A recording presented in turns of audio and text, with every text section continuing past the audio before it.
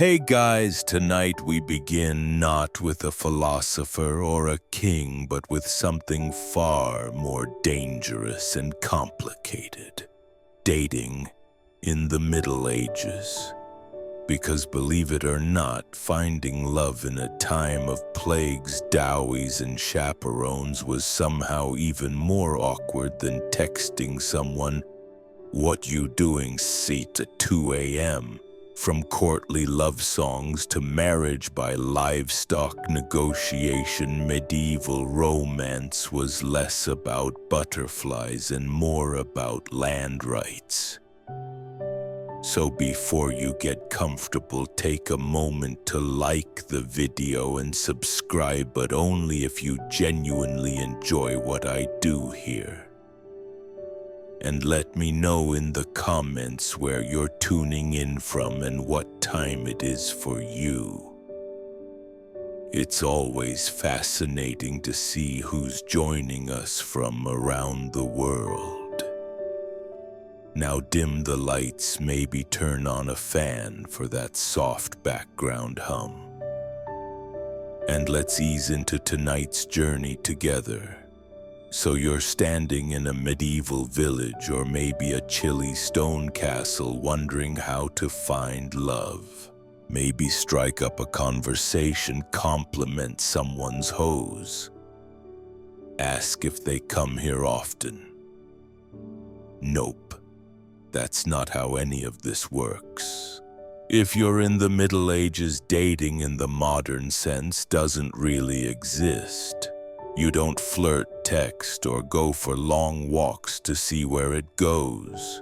Instead, your parents or your lord or your abbot are already deciding who you'll marry, when, and how many cows it will take to seal the deal. If you're a noble, you've probably been betrothed since before your voice dropped. You and your future spouse might meet for the first time on your wedding day. And yes, that's just as uncomfortable as it sounds. The whole thing is about land titles and family alliances, not compatibility or how good they are at lute solos. If you're a peasant, things are slightly less formal, but only slightly. Your family still has a strong say, and love isn't really part of the discussion. Maybe your parents know a nice girl whose family owns a productive goat.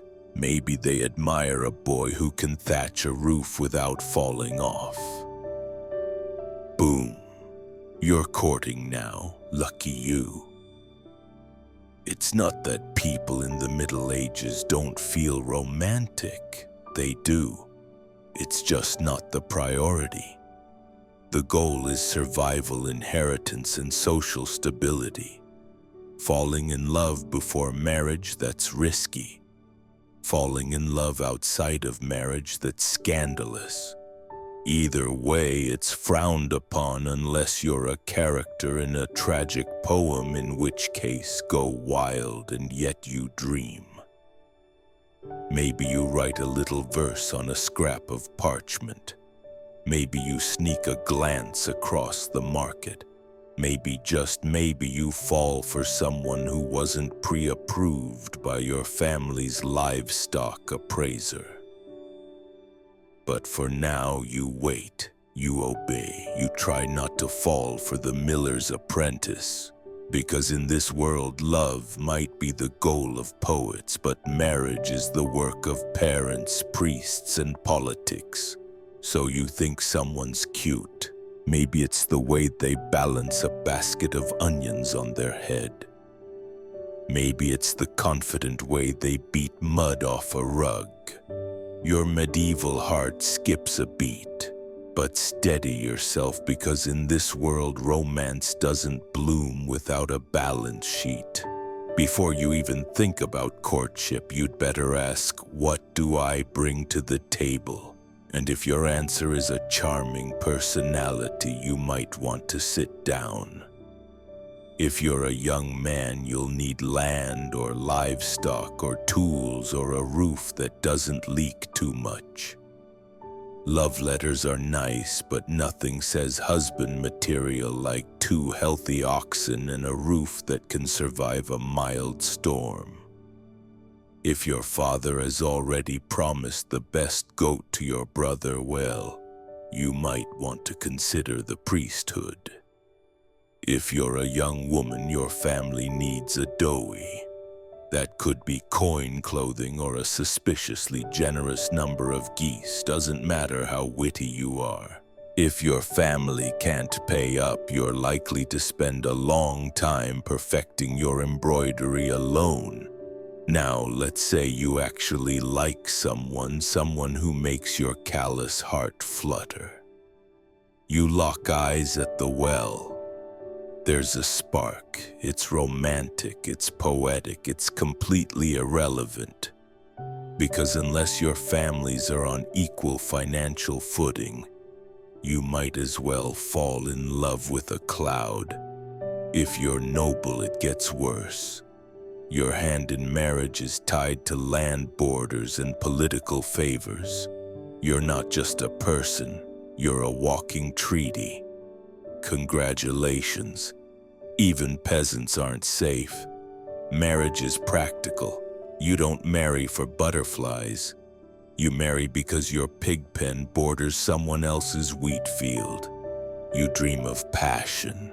You settle for irrigation rights, and yet you try. Maybe you offer a small gift, a carved spoon, a handful of berries, or your finest slightly cracked mug. Maybe they smile, maybe they don't, but the truth remains. In medieval dating, economics is the flirting and love is just a bonus. You hope your spouse develops eventually. So let's say you're not a peasant worrying about pigs or a noble dealing with treaties. Let's say you're a knight. Shiny armor, big horse, questionable poetry skills. What's your love life like?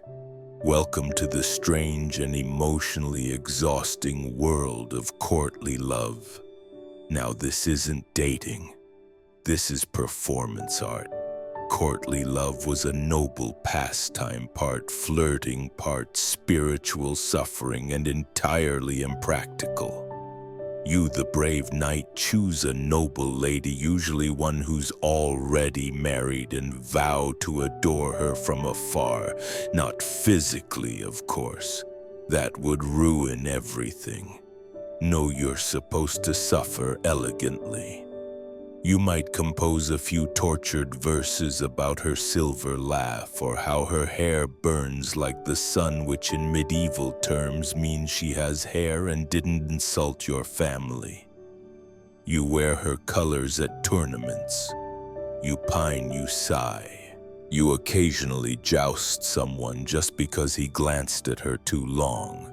The lady's role. She's supposed to pretend this is all very flattering while maintaining a level of icy detachment that would terrify a glacier. She may respond with a letter, a token, maybe a ribbon, but mostly she'll just be mysterious and unattainable, which is the entire point. The emotions are high, the actual contact minimal. At best, you might get a nod from across the hall or a finger brushed against your gauntlet during a feast. Anything more and suddenly it's not courtly love. It's a scandal or worse, adultery.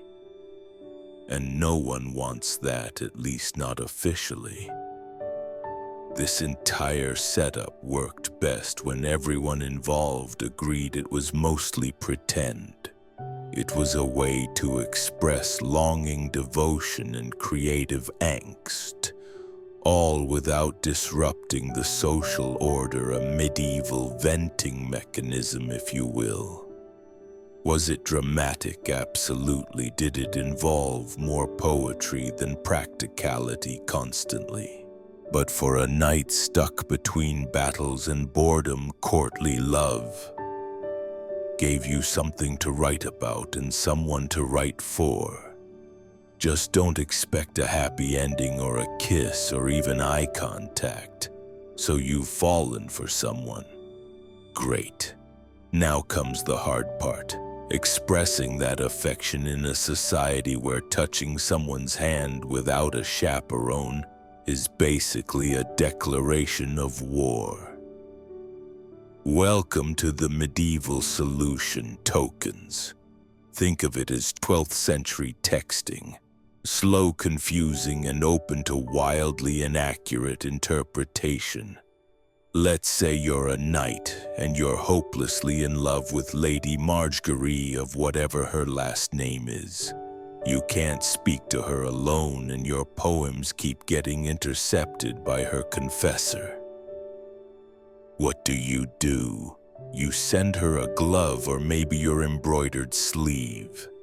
Nothing says I love you like mailing someone part of your wardrobe.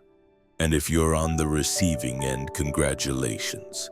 You now have a sweaty linen sleeve you didn't ask for and the romantic burden of pretending you know what it means.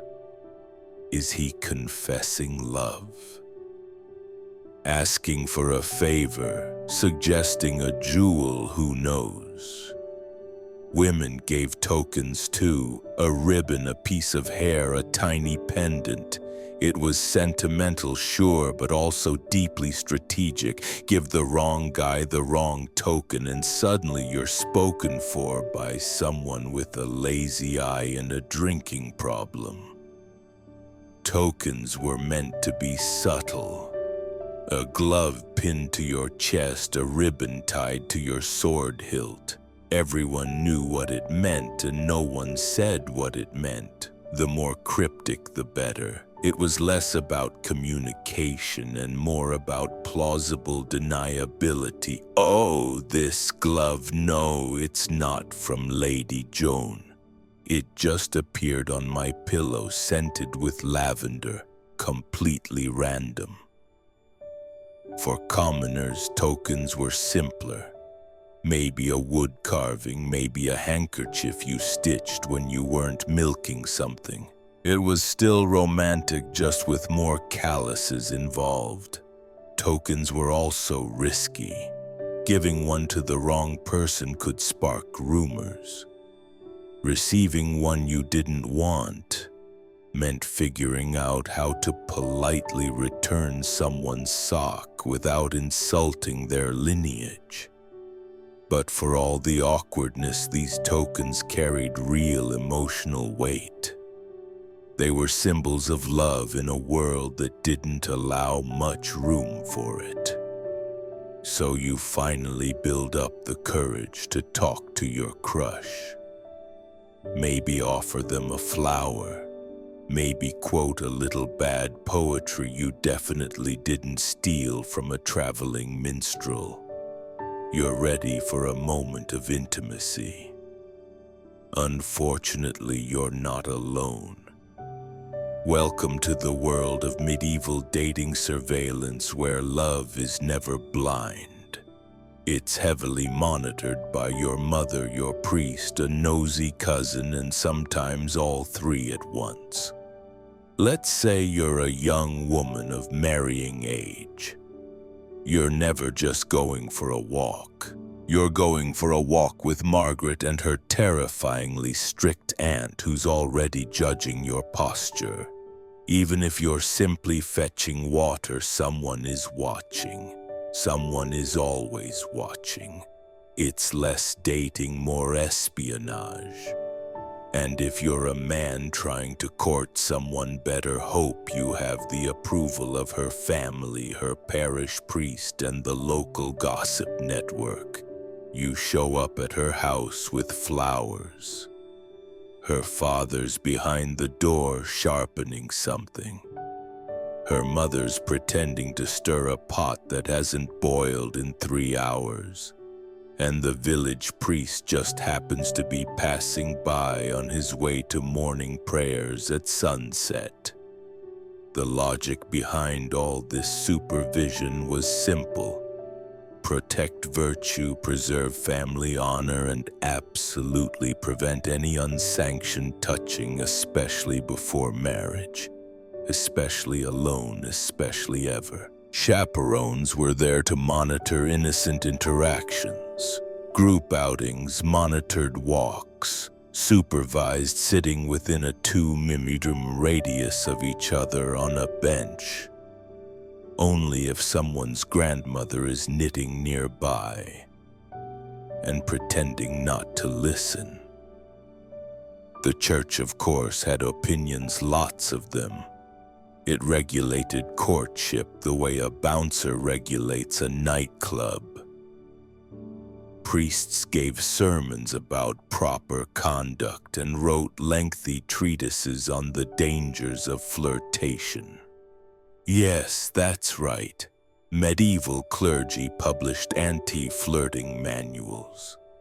Imagine someone copying those out by candlelight, while monks silently judge you from across the scriptorum. Even letter writing wasn't safe. Some monasteries opened love letters just to screen for moral content. That's right, divine censorship. So if you want to fall in love, you'll have to get used to doing it quietly and in the presence of your entire extended family and possibly God. So you're in love, or at least medieval in love, which is mostly longing, confusion, and a lot of pacing near windows. You've exchanged glances across a feast. Maybe they picked up your dropped handkerchief and didn't immediately throw it into the fire. The tension is unbearable, but you still can't speak freely. There are chaperones, priests, mothers lurking like emotional border patrol agents. So what do? You write a letter. Ah, yes, the secret love letter. The most dangerous piece of parchment since the excommunication notice. This is your chance to confess your heart using the most cryptic, overly poetic language possible. Because you can't just say, "I like you." You must say, "My soul is a stag pierced by the arrow of your grace, roaming the forests of yearning." Naturally, if you're literate, which, let's be honest, isn't a given, you pen your message on vellum or rough parchment. If you're really dedicated, you dust it with flower petals or perfume. Just be careful with that. One noble accidentally used a love letter to wrap a herring and delivered it to the wrong girl. They're married now. It's fine. Now comes the problem of delivery. You can't just hand it over. You need a courier, a loyal servant, a bribed monk, or a younger sibling with limited understanding of consequences. Sometimes even a minstrel would do the job. Singing your poem in the town square while pretending it was anonymous, subtle, and the poetry risky. Very risky. The line between romantic and heresy was thinner than amongst patients during Lent. If your metaphor even hinted at anything physical, you might find yourself confessing to both lust and literary exaggeration. But despite all the rules, people did write. Some letters survived. Some poems were copied and passed around like forbidden fruit. In a world of rigid roles and constant supervision, a folded scrap of words could feel revolutionary. So you write, you risk it, you press your trembling hand to the parchment and say everything you can't say aloud. Just don't sign it too clearly. You want romance, not a church trial. Finally, a break, a feast day, a harvest festival, a maple dance. In short, a rare moment when your life isn't just work, prayer, and pretending you're not interested in the blacksmith's daughter. Today you're allowed to flirt. sort of as long as no one sees or everyone sees but pretends not to. Welcome to medieval festivals where romance blooms under the watchful eyes of everyone you've ever met and 3 chickens. Festivals were one of the few socially approved moments when men and women could mingle, laugh, and dare we say, make eye contact. There's music, there's ale, there's someone wearing a flower crown with dangerous confidence. You've never seen so many people not pretending to be miserable. If you're a peasant, you might try to impress your crush by winning the sack race, catching a greased pig, or juggling 3 stale rolls of bread. Nothing says I'm available like falling off a hay bale with dignity. Dancing was your best shot at actual physical contact. The rules were rigid, but a well-timed spin or a not-quite accidental hand graze could say more than any poem. The maple dance, for example, was basically a giant excuse for coordinated flirtation wrapped in ribbons and plausible deniability. And if you're noble, your version of flirting at a festival involved less hay and more poetry. You might compose a verse on the spot, compare your lady's eyes to twin candles or other glowing things, and offer a trinket, hopefully not one that was clearly made by your servant 5 minutes earlier. Food helped too. Offer your beloved a meat pie or share a honey cake. If they accept it with a smile, you're doing well. If they hand it to their dog, start over with someone else. But remember, everything you do, someone is watching. A parent, a priest, a bard with a big mouth, one misstep and your flirty smile becomes a youthful indiscretion discussed at church for the next 6 weeks. Still, for a few hours, you can pretend you're in a world where love isn't a transaction, where laughter isn't suspicious, and where dancing in public doesn't end in penance. Let's say you're not a knight, a noble, or a bard with a lute and excessive feelings. You're a regular villager. You wake up with the cows, go to bed with the chickens, and spend most of your day ankle deep in mud. You're not looking for a poetic soulmate. You're looking for someone who can milk a goat without emotional drama. Welcome to peasant courtship, where romance's practical gestures are modest and chemistry means we can survive winter together. In your world, dating is less about long conversations and more about shared tasks. You notice someone you like because they work hard, don't complain much, and have a decent set of teeth. That's it. That's the whole checklist. You're not picky, you're realistic. You don't need fireworks. You need someone who can gut a fish and maybe doesn't snore too loudly. So how do you show interest? You give gifts, small, useful things. A basket of eggs, a bundle of firewood, a good turnip. And if you're feeling bold, maybe a woven ribbon or a carved spoon. Nothing says I'm serious about you like a spoon you whittled by candlelight while your pig judged you silently. Conversations happen during shared chores.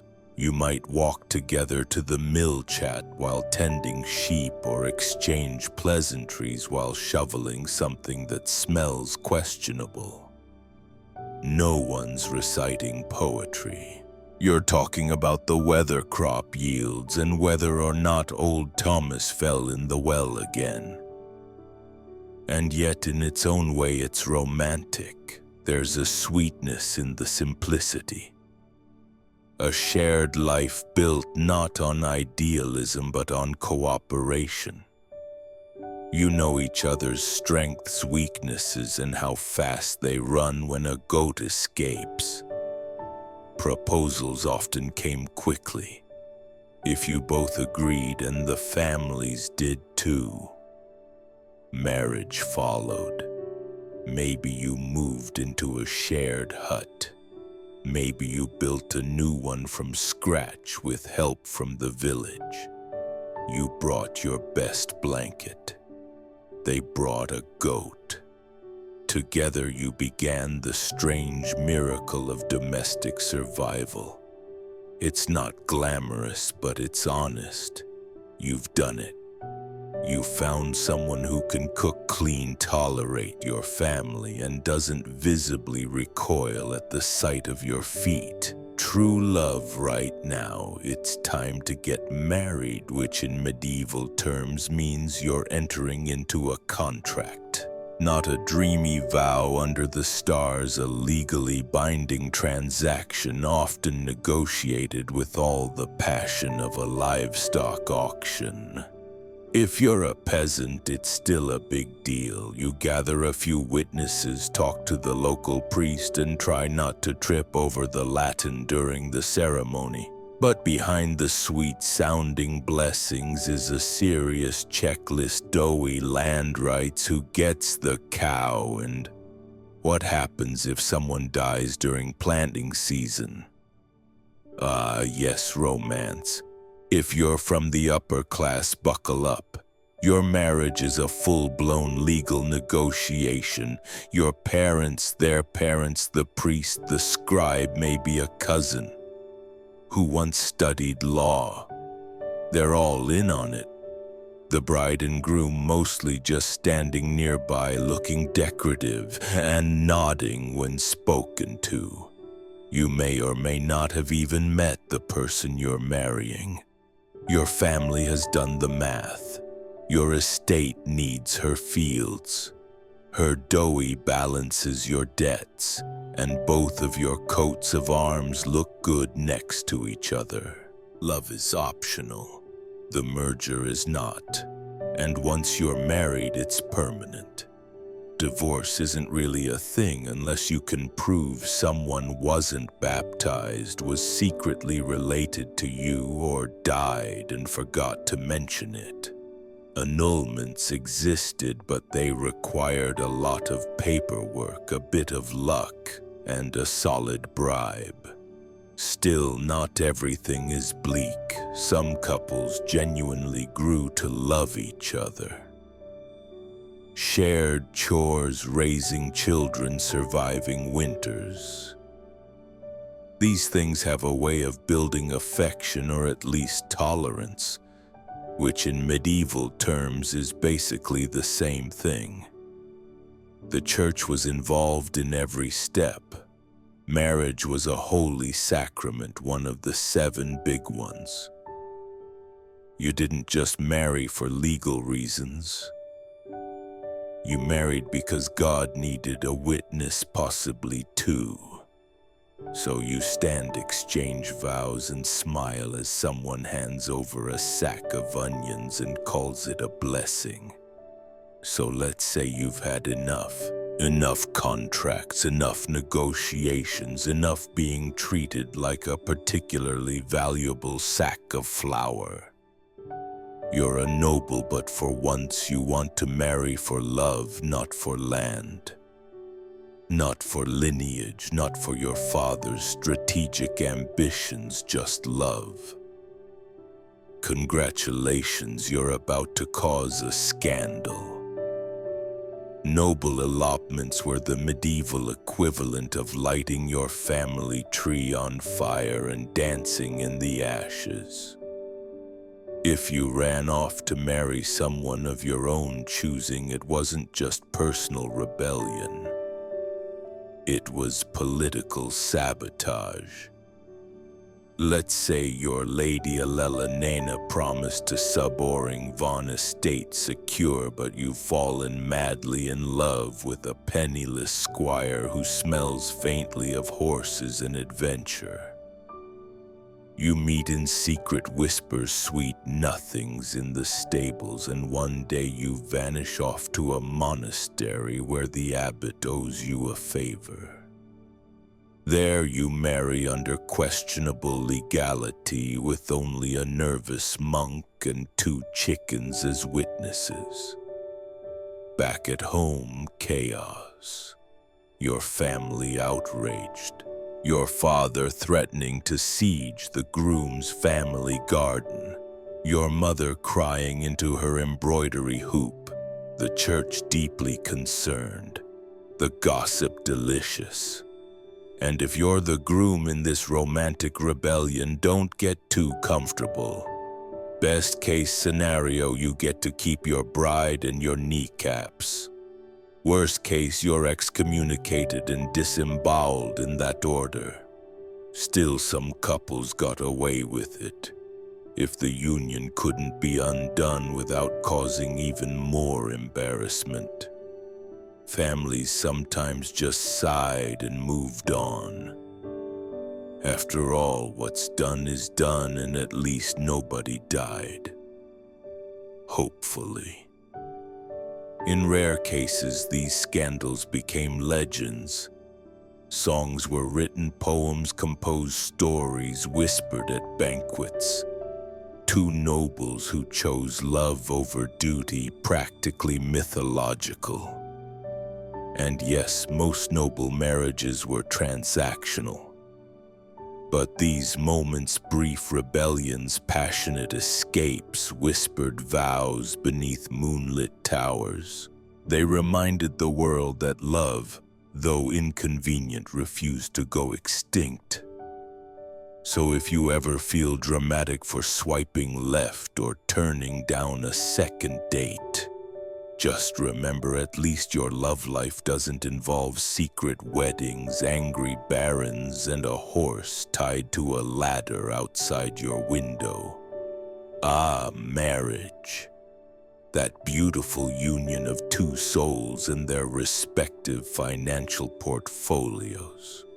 Because in the Middle Ages, love was nice, but a doughy now that was truly romantic. Let's say you're a bride. You're not just getting married, you're being launched like a small, doughy-equipped economic vessel. Your family prepares your doughy. Money, livestock, land, linens, a cow or 2, depending on how lovable they think you are, and maybe even a set of pewter dishes if they're feeling generous.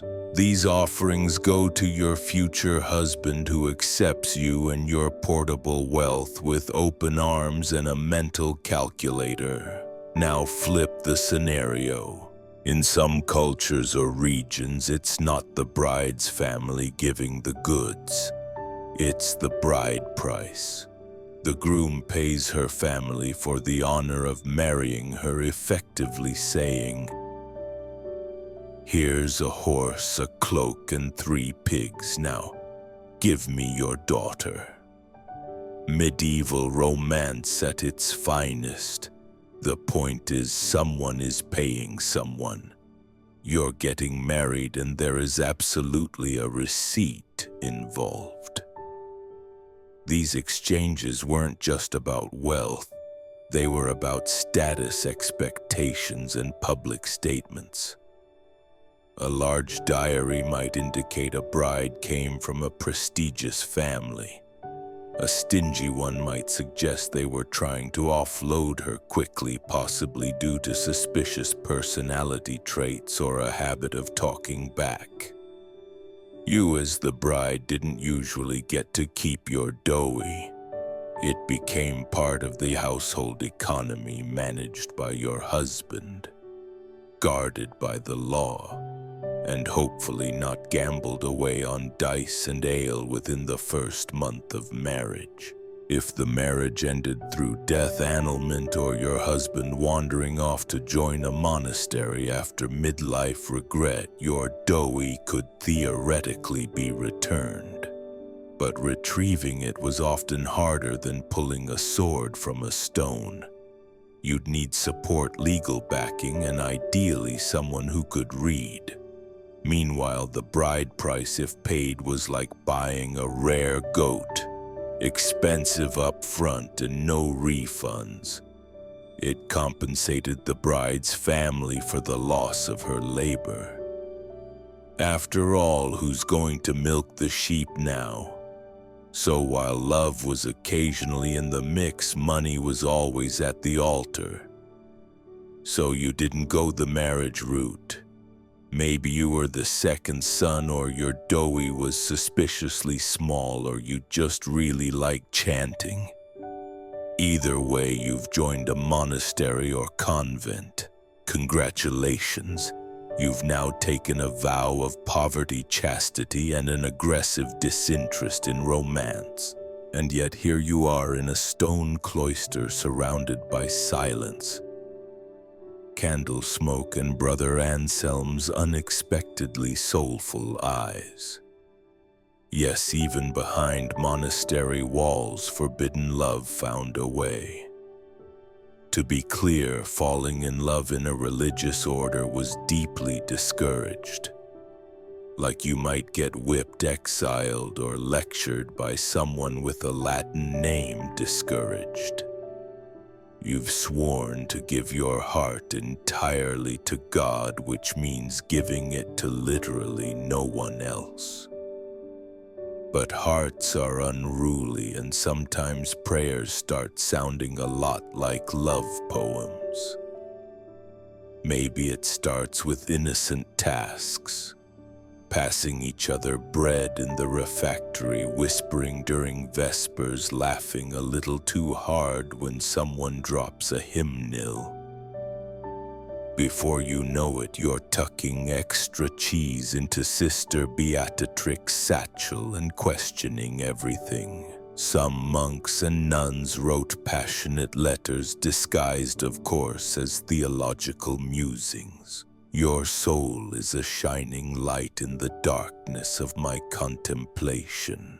Sounds holy unless you read between the lines. And many did. There were inevitably scandals, secret meetings in the herb garden, midnight confessions that weren't strictly sacramental, and the occasional gasp-worthy discovery of a nun with a suspiciously round belly.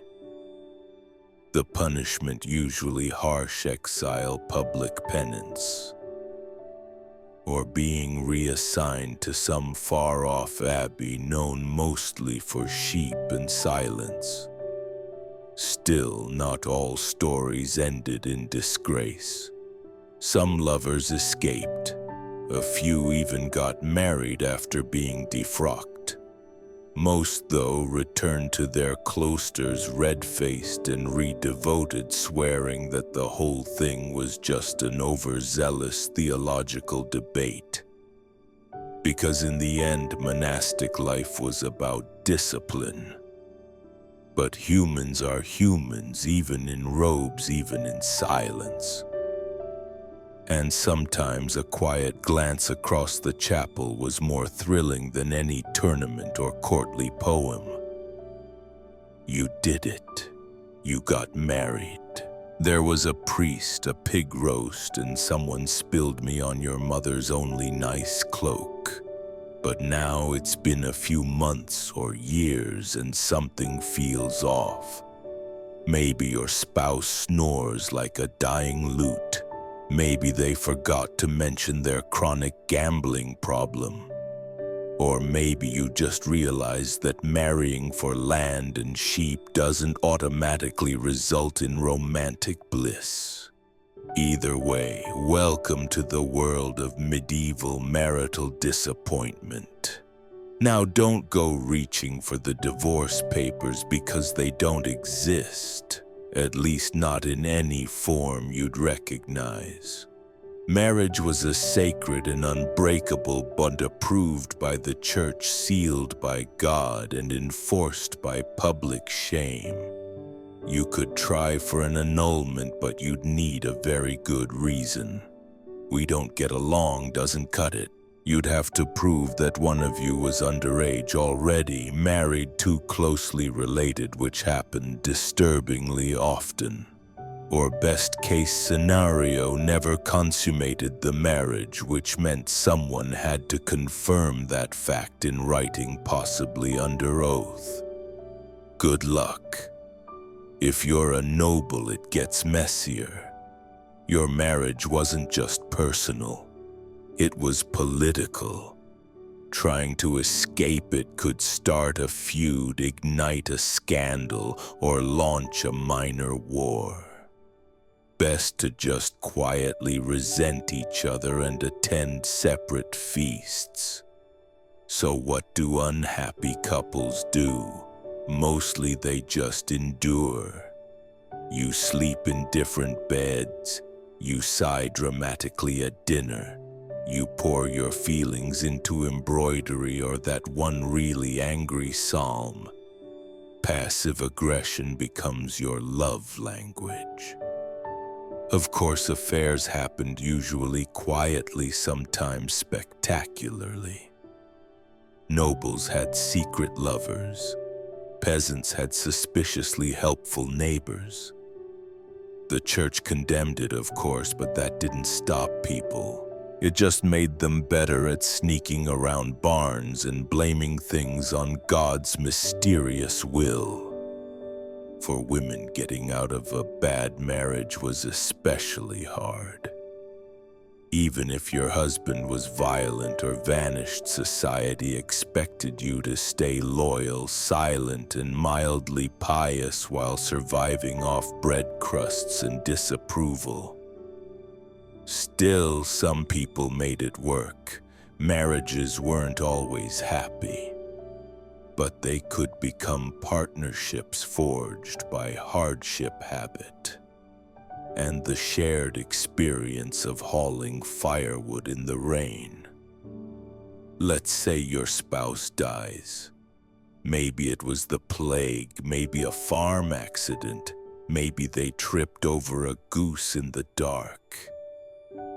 However it happened, you're now widowed, and suddenly the medieval dating pool opens back up.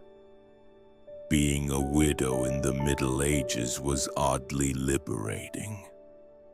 Not do whatever you want liberating, but certainly more freedom than you had before. For women especially, widowhood often brought a taste of independence. Managing land, making decisions, even speaking in public without being immediately shushed. And if you were youngish and still had teeth, you could remarry quickly, very quickly. Mourning periods existed, but so did survival instincts. A widow with land and no husband was basically a walking treasure chest.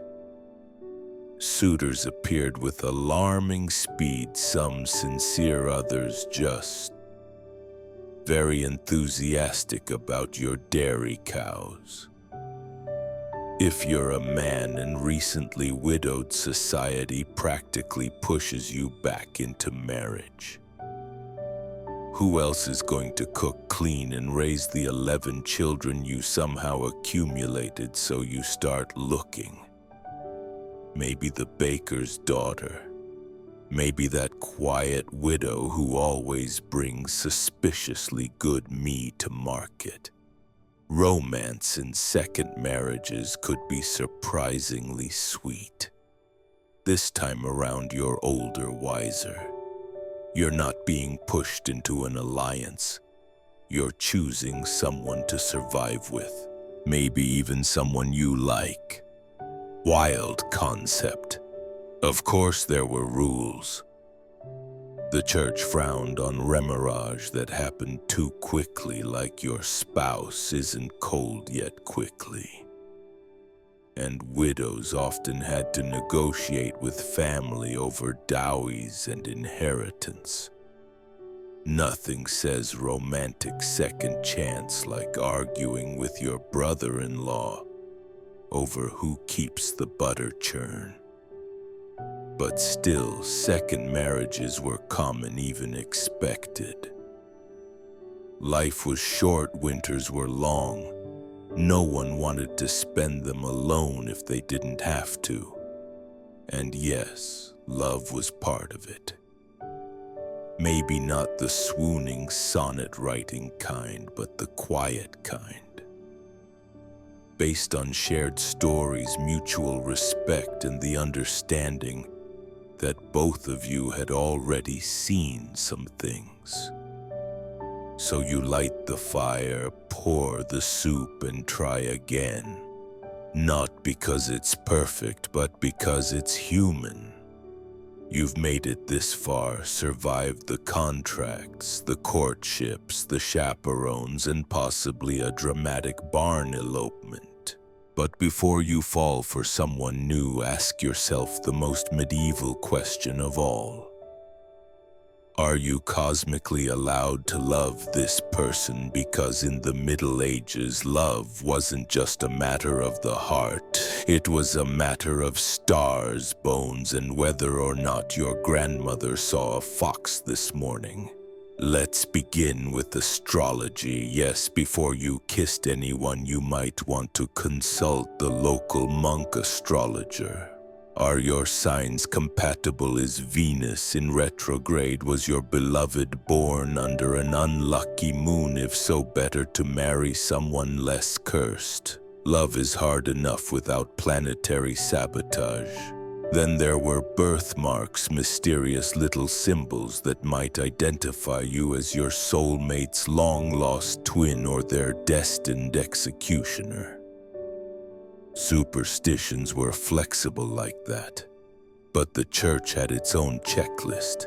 You couldn't marry your cousin or your second cousin or your fourth cousin twice removed unless you had special permission, which the wealthy often bought because loopholes. So before things got serious, you'd probably need to draw a family tree and then quietly erase parts of it.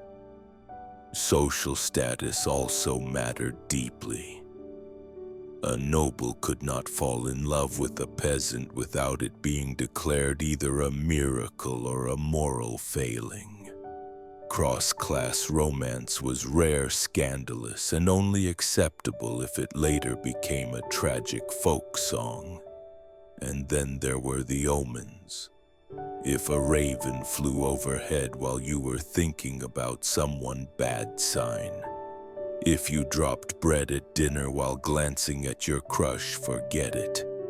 That's a cursed union. Someone might bury a charm under your doorstep to protect you from improper suitors or to sabotage your chances. Either worked. Love in this world wasn't just personal. It was mystical. Everyone had an opinion.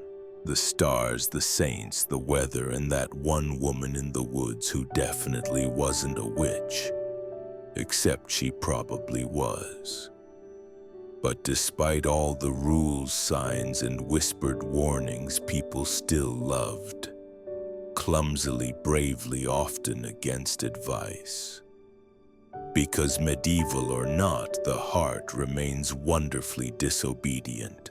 You've probably heard of Alexander the Great, maybe even Julius Caesar, but have you ever heard of the woman who allegedly chopped off the head of Cyrus the Great and dunked it in blood? Her name was Tamiris, and she didn't rule from a throne gilded in gold or within high-walled cities.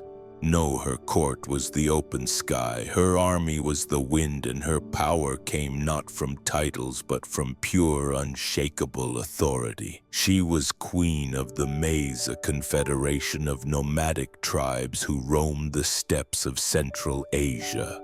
Think horse archers, tattooed warriors, ritual feasts, and battlefield justice. Tomius didn't inherit her power from a pampered courtier system. She rose through grit, leadership, and possibly a healthy dose of "don't mess with me" energy. Her people were tough, accustomed to harsh winters, long migrations, and enemies on every side. But even among such people, she stood out. She was a warrior, a lawgiver, and a ruler in her own right. No husband overshadowed her. No brother guided her hand. Now, to be clear, much of what we know about Timerius comes from the Greek historian Herodotus, a man not exactly known for his strict fact-checking. But if even a fraction of his account is true, then Tomius wasn't just a queen. She was a storm in human form. At the heart of her story is this: a foreign superpower was growing stronger by the day. The Achaemenid Persian Empire, led by Cyrus the Great. He had already conquered Lydia and Babylon, and now his gaze turned east. The Masaj were next on his list, but Cyrus didn't fully understand what kind of woman he was dealing with. Before the first arrow flew, before the first spear shattered, and before her son's death changed everything, Timaeus was already preparing for war. Not because she wanted conquest, but because she refused submission. She wasn't just defending territory, she was defending a way of life. And as Cyrus would soon learn, there are some queens you just don't invade. Cyrus the Great had a reputation. He wasn't just any king, he was a conqueror's conqueror. The kind of man who could stroll into ancient cities, topple empires, and still get remembered fondly by historians. So when he looked east toward the land of the Masache, he didn't exactly expect resistance. After all, who could possibly say no to the man who had taken Babylon without even breaking a sweat? Cyrus sent a polite offer first because, of course, every good imperialist starts with a smile. He proposed a political marriage between himself and Tomius. Now you might think that's romantic, but Tomius saw right through it. She understood that this wasn't about love or even alliance. It was about control. If she married Cyrus, her kingdom would become just another province of the Persian Empire, and she a trophy queen.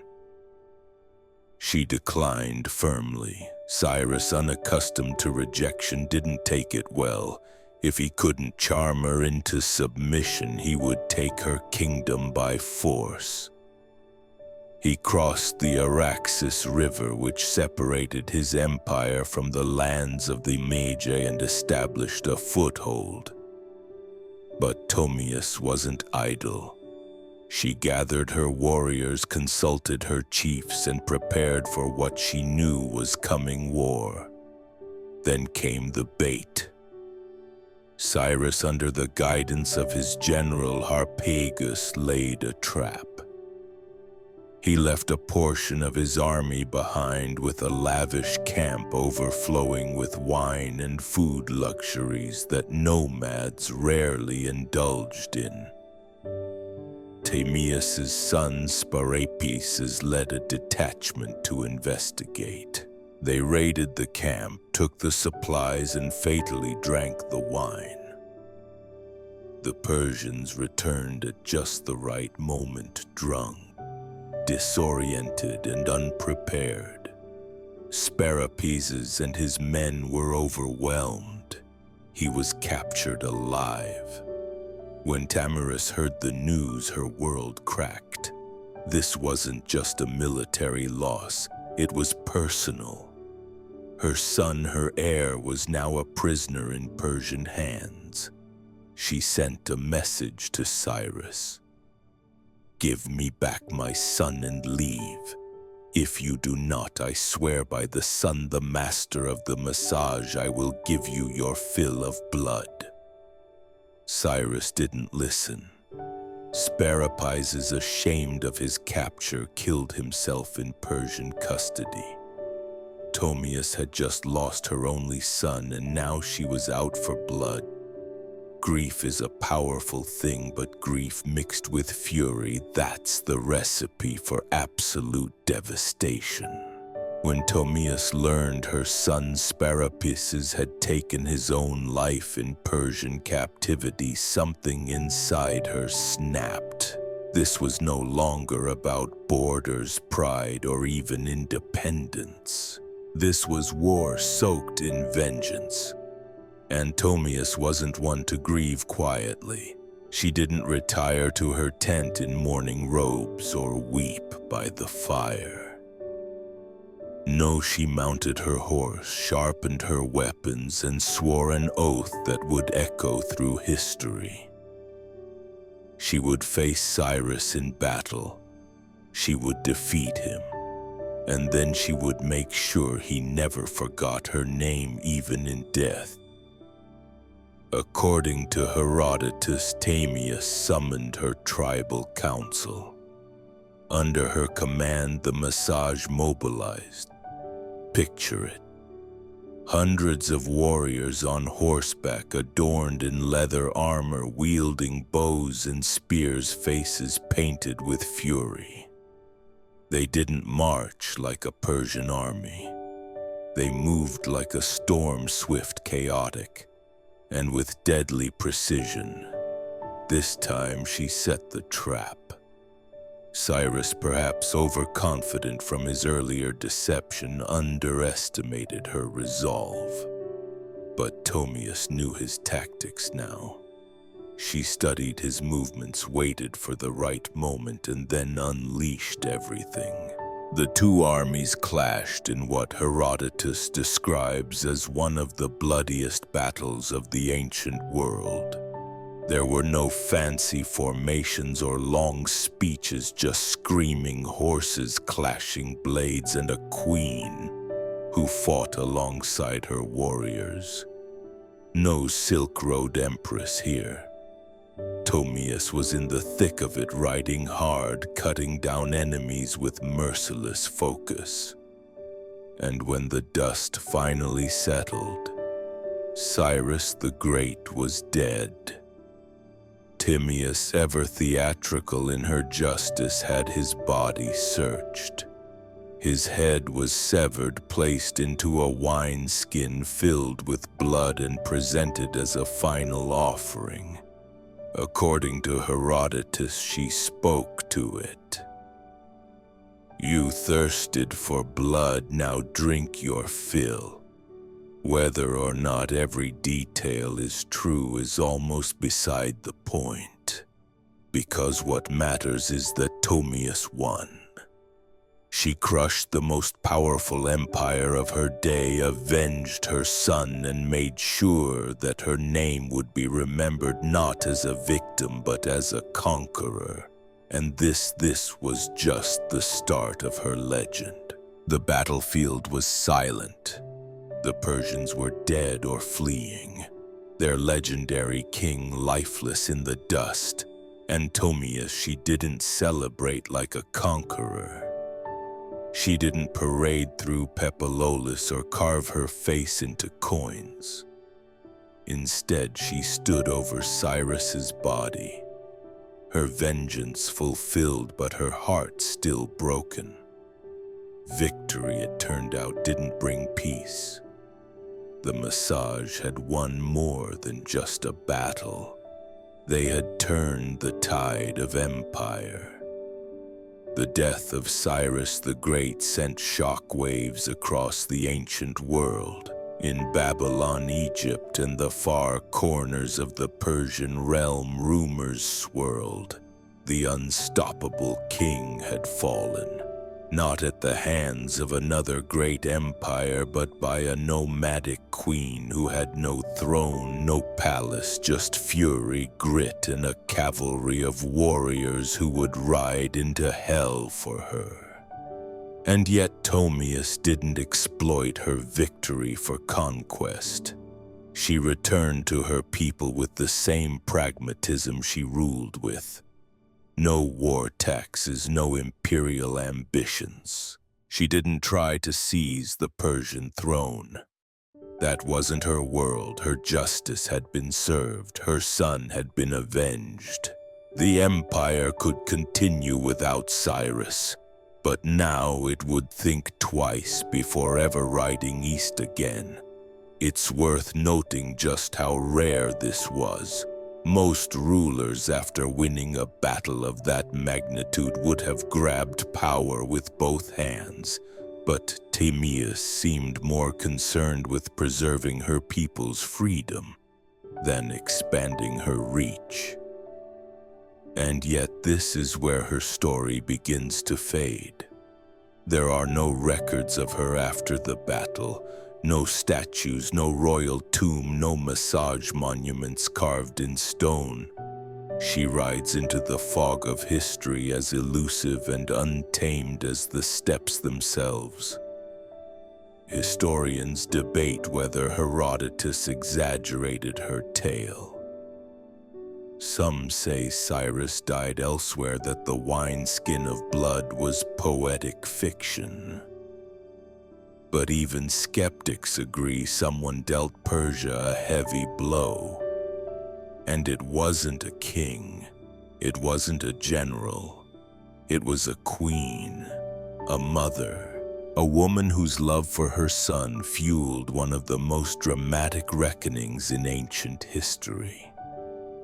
And her story, it didn't need to be written in stone. It was carried by the wind, because when the wind howls across the steppe, some still say it whispers her name too. To understand Timaeus, you have to understand the people she led. The Massage weren't your typical ancient civilization.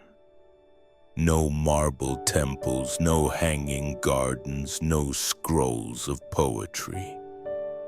They were a nomadic warrior culture living in the vast, untamed lands east of the Caspian Sea. Lands too wild for Persian satraps or Babylonian scribes. Their world was one of movement, survival, and honor. Imagine sprawling plains without borders, herds of horses and cattle as currency, and warriors raised in the saddle. Children were taught to ride before they could walk straight. Archery wasn't a sport, it was second nature. Their bows were compact and deadly. Their armor, layers of leather and scale, flexible for riding, sturdy for war.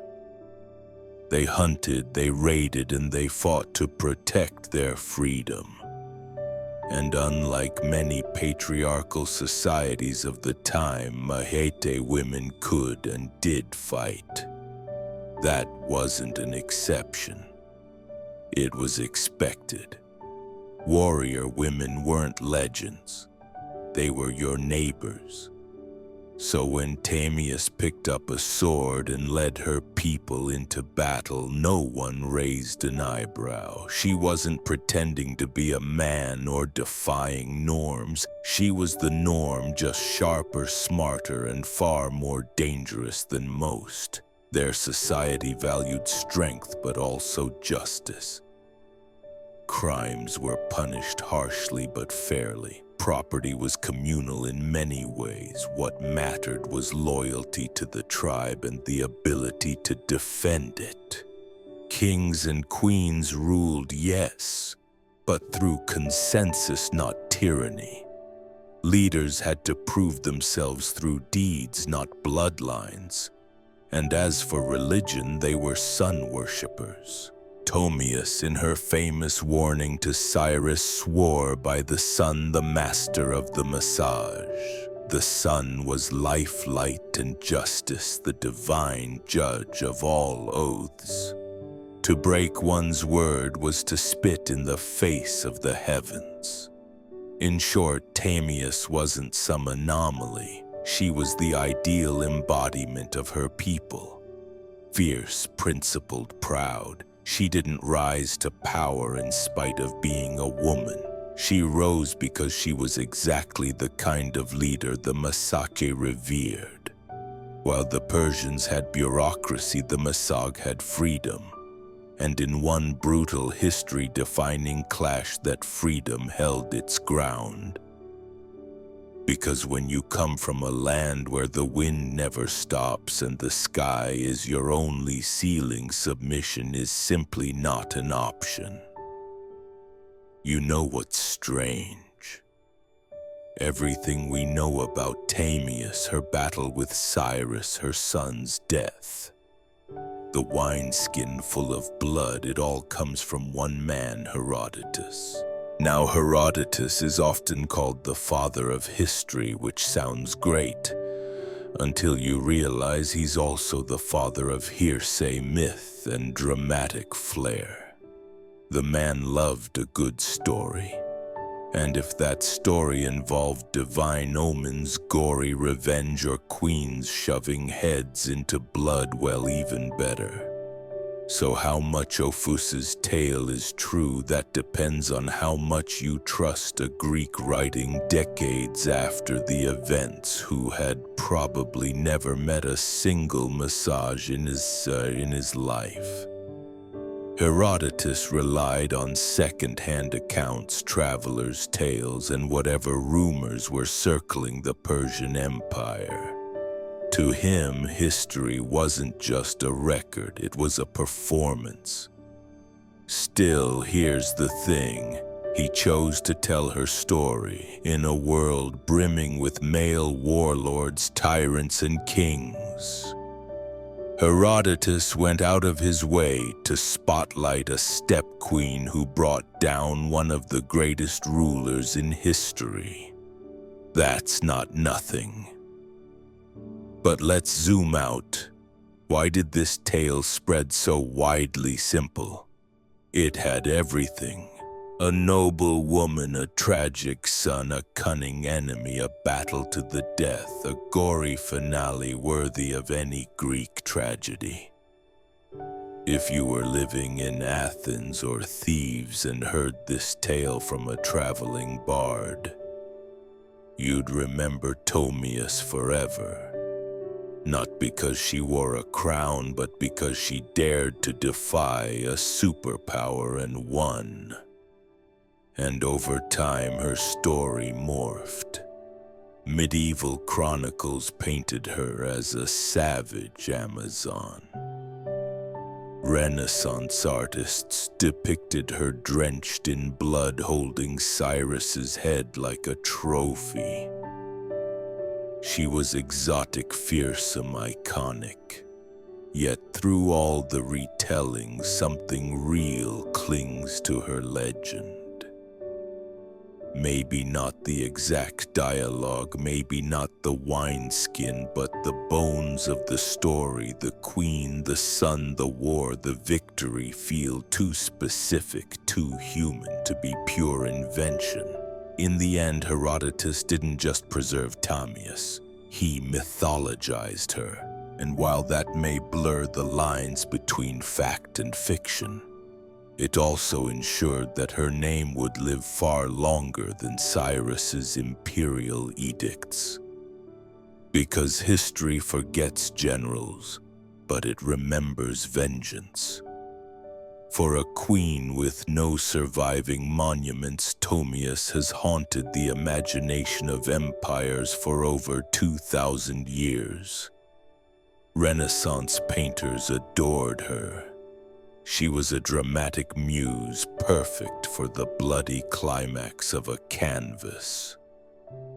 In 1622, Rubens painted her calmly holding a severed head while courtiers looked on in awe. In another, she stands regal and composed while Cyrus's decapitated head is ceremonially dunked into a golden vessel brimming with blood. Tasteful, maybe not. Memorable, absolutely.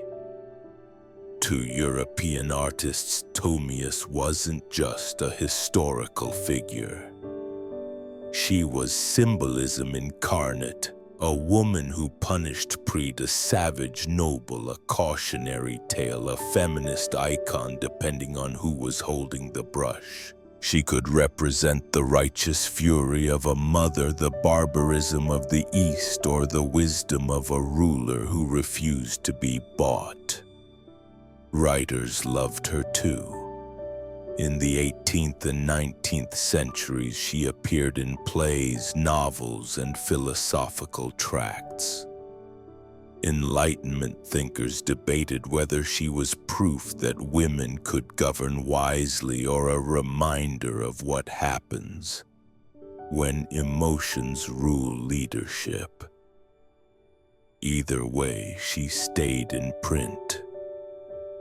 But oddly enough, her own people left no records. The Masag faded from history, absorbed or erased by later nomadic cultures. No carved inscriptions, no burial mounds with gold plaques saying Tamirus was here. Her memory survived entirely through outsiders' eyes. And yet she kept reappearing. In Soviet-era Central Asia, Tamirus was reclaimed as a symbol of resistance against imperialism. Statues of her were erected in Kazakhstan and Turkmenistan. Modern scholars re-evaluated her not as a bloodthirsty barbarian, but as a legitimate head of state, a woman who ruled, led armies, and negotiated from a position of strength. She has appeared in everything from documentaries to video games. In one moment, she's a playable leader in a strategy game. In the next, she's being analyzed in academic journals on gender and power. That's range. And here's the strange part. We still don't even know what she looked like. No coins, no busts, no carvings. But we know what she stood for. Strength, vengeance, autonomy, legacy. In a world that forgets queens who behave, Tomius is remembered because she did not. She didn't ask to be part of history's art gallery. She kicked the door down and posed for the bloodiest portrait ever painted. Tamius wasn't the first woman to lead warriors into battle, and she certainly wasn't the last. But history tends to treat women like her as exceptions, isolated flashes of power in a man's world. The truth, Tomius was part of a long, often overlooked lineage of women who ruled through the sword. Let's rewind a bit. Before Tamius, there was Shamuramat, the Assyrian queen, who may have inspired the mythical Shamuramis, builder of cities, slayer of rebels.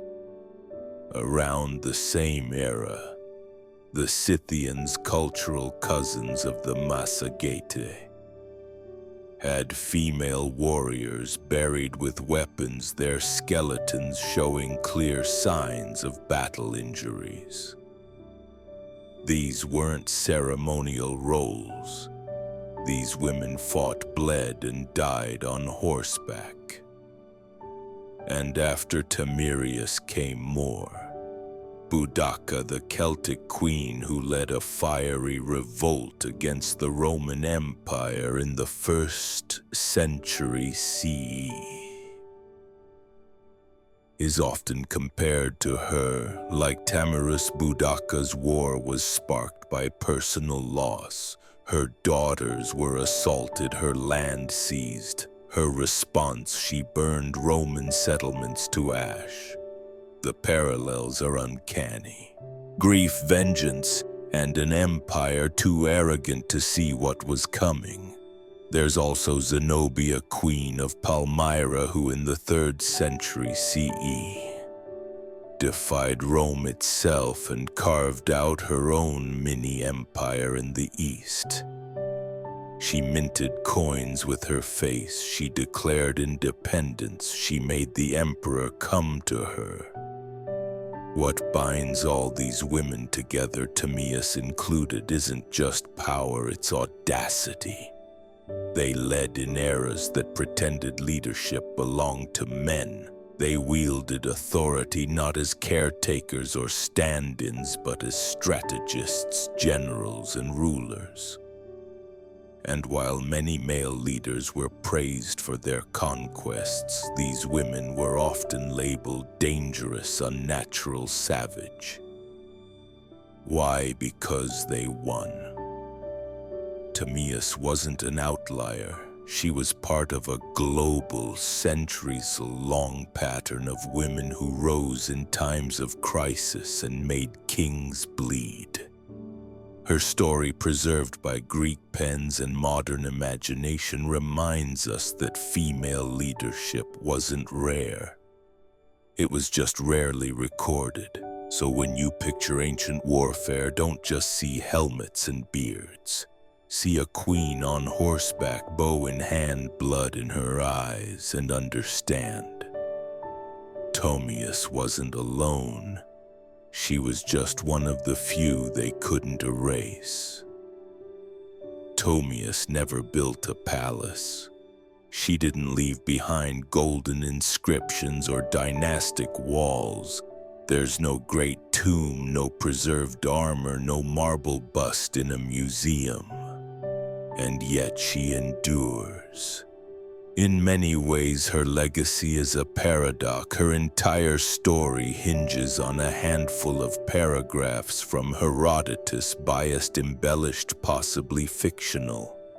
But those words planted a seed that refused to die. For over 2 millennia, her name has resurfaced again and again in times when the world needed to remember that power doesn't always wear a crown or a beard. She's been reimagined through so many lenses. To Renaissance Europe, she was the noble savage, a warning to tyrants. To modern Central Asia, she became a folk hero, a symbol of resistance and national pride, especially in countries still reckoning with colonial and imperial pasts. Statues of her rise from plazas in Kazakhstan. Children learn her name in school books. Politicians quote her when invoking strength and independence. But beyond symbolism and myth, there's something undeniably human about her story. It's about a mother who lost her son. It's about a leader forced to choose between surrender and survival. It's about a person who, when cornered by one of the greatest powers the world had ever seen, chose to fight and won. In a world that often erases the names of warrior women, Timaeus persists like a blade buried just beneath the surface, always ready to be unearthed by a new generation hungry for stories of untamed defiance. She reminds us that history isn't just kings and empires. It's also mothers and queens, grief and revenge, dirt and blood. It's the silent moments after battle when a woman stands alone in a field littered with corpses, knowing she has changed the course of the world, but will never be fully believed. And that might be her greatest legacy. The refusal to be forgotten. No statues, no problem. Her name still rides on the wind of the steppes. Her story still makes emperors look mortal. And her legend still whispers the warning, "Come for me, and you'll drink your fill of blood." So the next time you hear of a great king's downfall, remember, sometimes the final blow comes not from a rival empire, but from a queen on horseback, lost to history, but never truly gone. Imagine a life where your walls are made of felt, your roof is stitched from hide, and your front door opens to the horizon. There are no cities, no farmland, no stone monuments to pass on to the future, just the rhythm of hooves, the whisper of grass, and the ever-changing sky. For ancient nomadic cultures, permanence was a myth, and mobility was strength. From the Eurasian steppes to the Arabian deserts, ancient nomads shaped entire civilizations without leaving a single marble temple.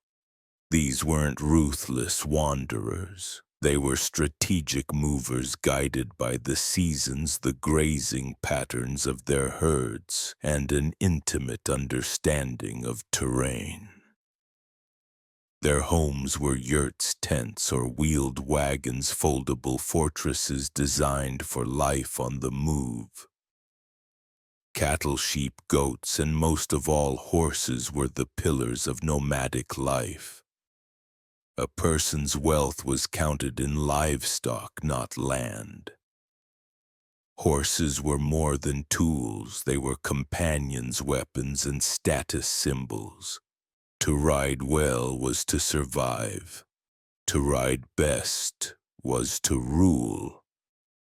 But being mobile didn't mean being disorganized. Nomadic societies had complex social structures. Power usually flowed through clans and tribes, with leadership often based on merit and influence rather than strict heredity.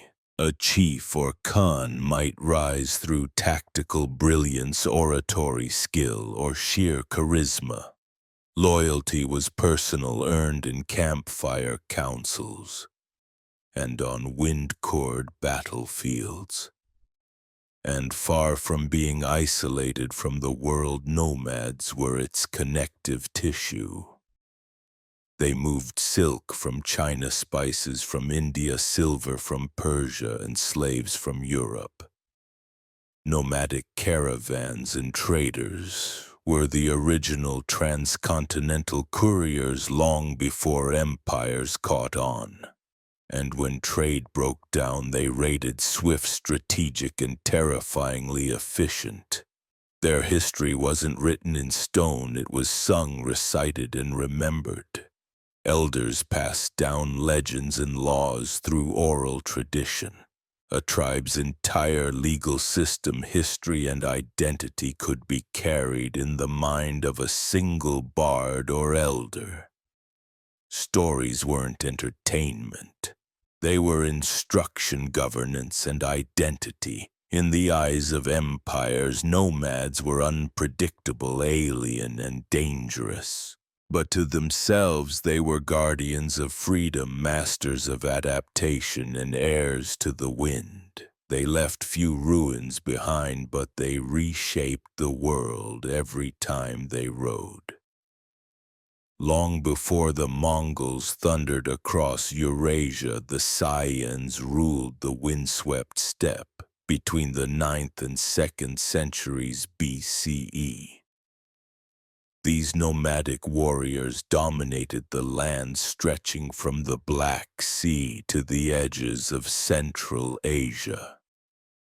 To the Greeks, they were fearsome horsemen and exotic barbarians. To themselves, they were a people of freedom, vengeance, and pride. Saiyan society was built around mobility and violence. Their horse culture was unmatched. Boys learned to ride before they could walk properly. Their weapons were practical and deadly. Short composite bows ideal for shooting while galloping at full speed. Curved swords, battle axes, and iron-tipped spears. The Scythian warrior wasn't just a man either. Archaeological finds confirm what Herodotus hinted at. Women fought too. Some graves reveal female skeletons buried with weapons, showing battle wounds that only came from real combat. They didn't build cities, but their Quran's burial mounds have preserved their legacy. Beneath these mounds, archaeologists have found gold, intricate tattoos on preserved skin, embroidered garments, and elaborate weaponry. Their art style, full of swirling animals and predatory symbolism, reflects a life bound to nature and the hunt. But the Sayans weren't just wild raiders. They were diplomats, mercenaries, and traders. Especially with Greek colonies along the Black Sea, they sold furs, slaves, and grain, and in return imported wine, pottery, and luxury goods. Greek writers both admired and feared them. Herodotus wrote of their strange customs, like drinking the blood of enemies or using scalps as napkins, but he also praised their justice and loyalty to kin. Their religion was primal and animistic. They worshipped gods of war, fire, and fertility. Some rituals involved cannabis smoke, others horse sacrifice. Their worldview was cyclical and tied to the land, not in terms of ownership, but sacred movement. Eventually they faded, pressured by other nomadic groups like the Sarmatians and boxed in by growing empires. The Sayans dissolved into history. But they set the standard for the steppe warrior archetype. A mobile, deadly, fiercely independent fighter with no master and no fixed home. They didn't write books, but when you see a mounted archer silhouetted against the steppe, that shadow is Scythian. They were the storm before the empire. While the Sayans ruled the grasslands, the Bedouins carved their legacy into sand. Originating in the vast deserts of the Arabian Peninsula, the Bedouin were not merely wanderers. They were engineers of survival, mastering some of the most inhospitable terrain on Earth. Unlike the mounted thunder of steppe nomads, the Bedouin life was quieter, more deliberate. It was built around the rhythms of the desert, drought and rainfall, grazing routes, and the movements of stars. Their home was the black goat hair tent or beetle, portable, breathable, and easy to pack. Life moved with the camels, known as the ships of the desert. Camels were transport, food, clothing, and currency all at once. The Bedouin were famed for their tribal structure. Everything revolved around the clan. Loyalty to kin came before all else. Honor or sheriff wasn't just a word, it was the social glue. A single insult could start a blood feud, but generosity to guests, karam, was just as sacred. The stranger could expect food, water, and protection for 3 days, no questions asked. Their warfare was rooted in the raid or gazu, fast, strategic attacks designed to capture goods and livestock without unnecessary bloodshed. Battle wasn't about mass slaughter. It was about survival, prestige, and honor. A successful raid elevated a man's status. A failed one could stain a tribe's reputation for generations. But Bedouin life wasn't all conflict and sandstorms. It was rich in oral tradition. Poets were warriors of words. Their verses preserved history, shamed enemies, and praised heroes. Poetry was passed from memory to memory, often performed in song-like cadence around the fire.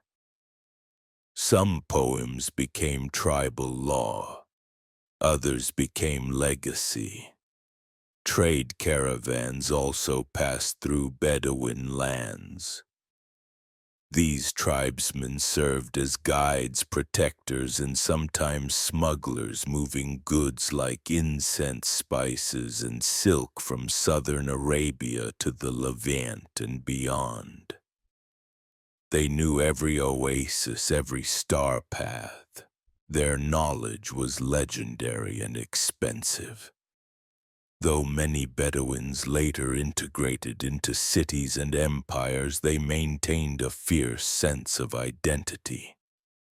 Even today, the black tent and tribal codes remain symbols of Bedouin pride. They weren't just survivors of the desert. They were its soul. No nomadic people have ever reshaped the world quite like the Mongols. In the 13th century, these steppe riders erupted out of the plains of Mongolia and carved out the largest contiguous land empire in history. But their roots were no different than the other nomadic cultures they followed. Mobile, clan-based, and fiercely adaptive. Life on the Mongolian steppe was brutal and demanding. The Mongols lived in circular felt tents that could be assembled in under an hour and packed onto a cart the next morning. Their herds, horses, yaks, goats sustained them, and their children were raised in the saddle. Riding was a skill learned before literacy. In fact, most Mongols couldn't read, but they didn't need to. Their knowledge was encoded in songs, proverbs, and memory. What made the Mongols different was how they weaponized mobility. Under Genghis Khan, tribal divisions were shattered and reorganized into a new merit-based system. Loyalty to tribe was replaced by loyalty to the Khan. And with that, the world changed. Mongol warfare was a ballet of speed and deception. Their horse archers could fire accurately at full gallop fake retreats to lure enemies and travel over 100 miles a day. But they weren't just raiders. They were strategists. They used scouts, spies, signal flags, and psychological warfare with terrifying precision. Once they began conquering cities, they adapted quickly. Siege engineers from China and Persia joined their ranks. The Mongols learned how to build catapults, flaming arrows, and battering rams, and used them with chilling efficiency. But here's the twist. They weren't just destroyers. The Mongol Empire connected the world in ways never seen before. They revived and protected the Silk Road, ensuring safe passage from China to Europe. Goods, ideas, and even diseases like the Black Death traveled their vast network. They introduced paper currency, passport systems, and religious tolerance across their realm. A Muslim merchant, a Christian priest, and a Buddhist monk could all travel safely under Mongol rule as long as they didn't rebel. And yet they remained nomads at heart. Even as they governed empires, Mongol rulers still returned to their tents, their herds, and the open steppe. They conquered cities but never truly belonged to them. Because no matter how high they climbed, they always rode with the wind at their backs. To the sedentary empires, nomads were either useful or dangerous, and sometimes both at the same time. But to nomads, the line between trade and raid was negotiable. One day they'd escort your caravans across the desert. The next they'd plunder your border towns. It all depended on the mood, the season, and how well you paid. Trade was vital to nomadic life. Most nomads couldn't grow grain or make pottery. They needed tools, textiles, spices, and luxury goods.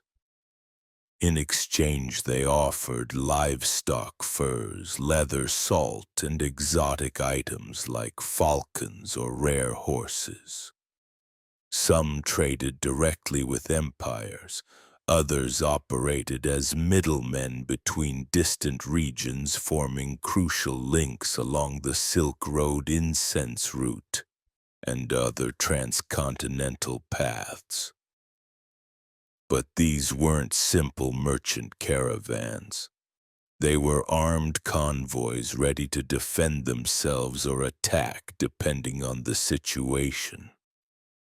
A tribal leader might negotiate with a border governor one week, then raid his storehouses the next. Empires called this treachery. Nomads called it options. The Scythians, for example, traded grain and gold to Greek cities along the Black Sea, but if a city tried to cheat them, they burned it. The Bedouins protected incense and spice caravans across Arabia unless someone failed to pay protection fees. Then the camels changed direction. The Mongols under Genghis Khan initially tried peaceful trade with the Khwarezmian Empire. But when their merchants were executed, they responded by annihilating entire cities. To the nomadic mind, trade was personal and political. It wasn't just business. It was a reflection of respect. If a sedentary kingdom treated the nomads as equals, commerce thrived. If they disrespected them, the punishment was swift and usually on horseback. This tension gave rise to a strange relationship: border economies. Towns and cities on the edge of nomadic zones often became hybrid spaces. Half military outpost, half market. Governors bribed chieftains. Tribes traded news horses and intelligence. Sometimes marriages were arranged to seal fragile peace. This dance between trade and raid wasn't a flaw in nomadic life. It was a feature.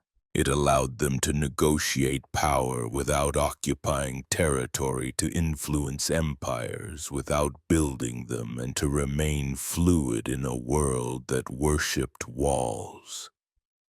They didn't need to conquer cities. They just needed cities to keep watching the horizon.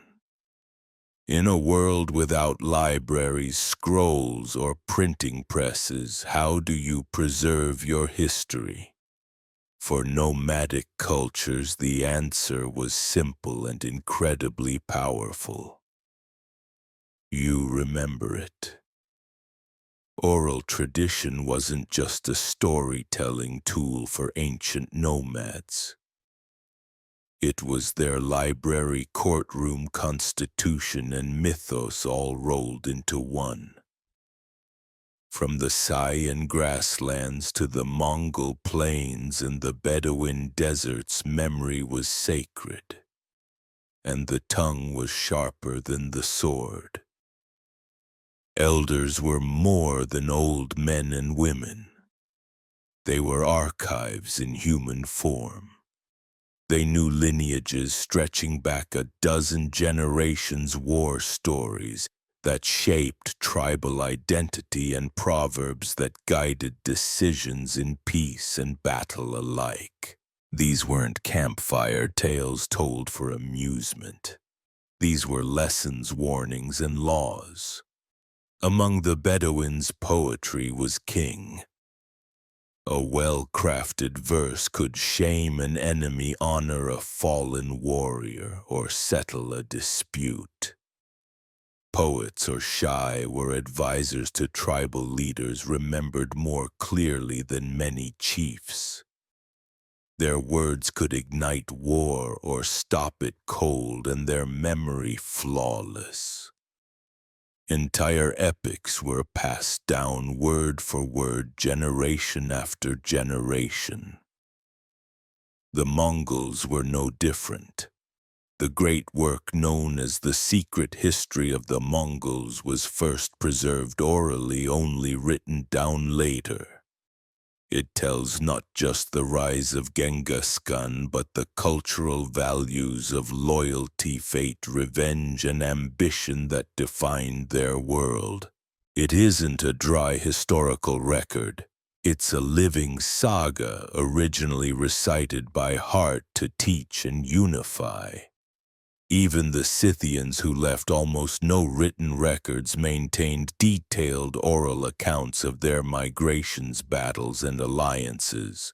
When Greek writers like Herodotus described their tales, they were capturing echoes of a far older spoken tradition, history passed through campfires, not chiseled in stone. Oral tradition had its risks. Memories faded, stories evolved.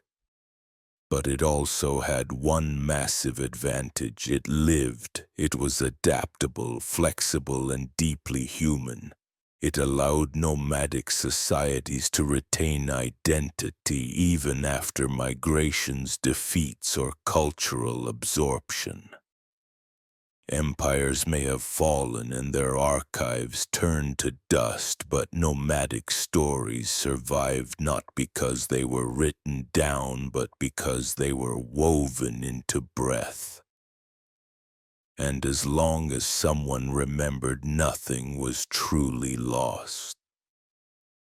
In many ancient civilizations, women were confined to the background, silent, veiled, or confined behind palace walls. But in nomadic societies, the story was often very different. On the move, everyone worked, and that meant women held power too. From the Scythians to the Mongols, archaeological and historical evidence shows that nomadic women were not just mothers and wives. They were riders, warriors, shamans, diplomats, and clan leaders. Life on the move didn't allow for idle hands. Every member of the community, regardless of gender, had to contribute to survival, warfare, and governance. Take the Saiyans, for example.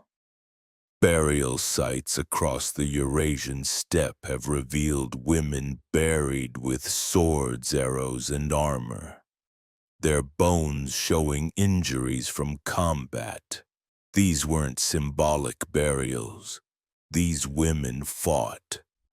Greek historians were so intrigued and terrified that they crafted entire myths about Amazon. Fierce warrior women supposedly descended from these nomadic tribes. In Mongol society, women managed the encampments while the men were away raiding or conquering. But even at the highest levels of power, women left their mark. Genghis Khan's daughters and daughters-in-law often ruled territories, led armies, and conducted diplomacy. One of the most powerful women in Mongol history, Sagakani Beki, was a strategist and kingmaker who raised emperors and brokered alliances. Among the Bedouins, women had fewer public leadership roles but still wielded influence through poetry, family alliances, and the sacred traditions of hospitality. A woman's tent was her domain. Her ability to manage resources, uphold honor, and raise future warriors made her a central figure in tribal life. In some tribes, women could initiate divorce, control property, and even own camels, the ultimate symbol of wealth and survival. Religion also gave nomadic women spiritual authority. In various Turk and Siberian steppe cultures, female shamans played crucial roles as healers, spirit guides, and keepers of ancestral wisdom. They weren't fringe mystics. They were respected pillars of the community. In short, mobility created necessity, and necessity gave rise to equality, at least more than what was seen in most empires of the time. The unpredictable nature of nomadic life demanded flexibility. If a man fell in battle, a woman stepped up without ceremony, without asking permission. In these windswept societies, a woman could be the hand that rocked the cradle and the hand that drew the bow. For nomadic peoples, spirituality was not tied to temples or sacred buildings. It was woven into the land, the sky, and the journey itself. When your life is in constant motion, your gods ride with you.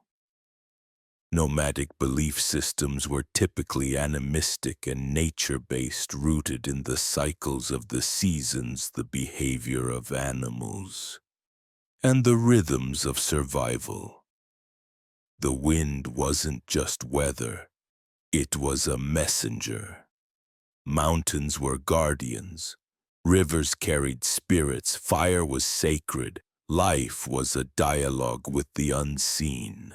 Among the Scions described by Herodotus, worship centered on a pantheon of gods tied to the natural world.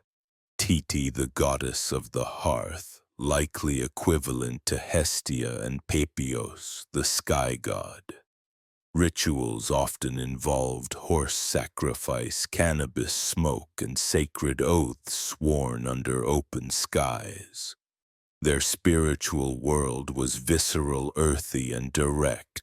No priests in robes, just warriors and shamans calling to the heavens.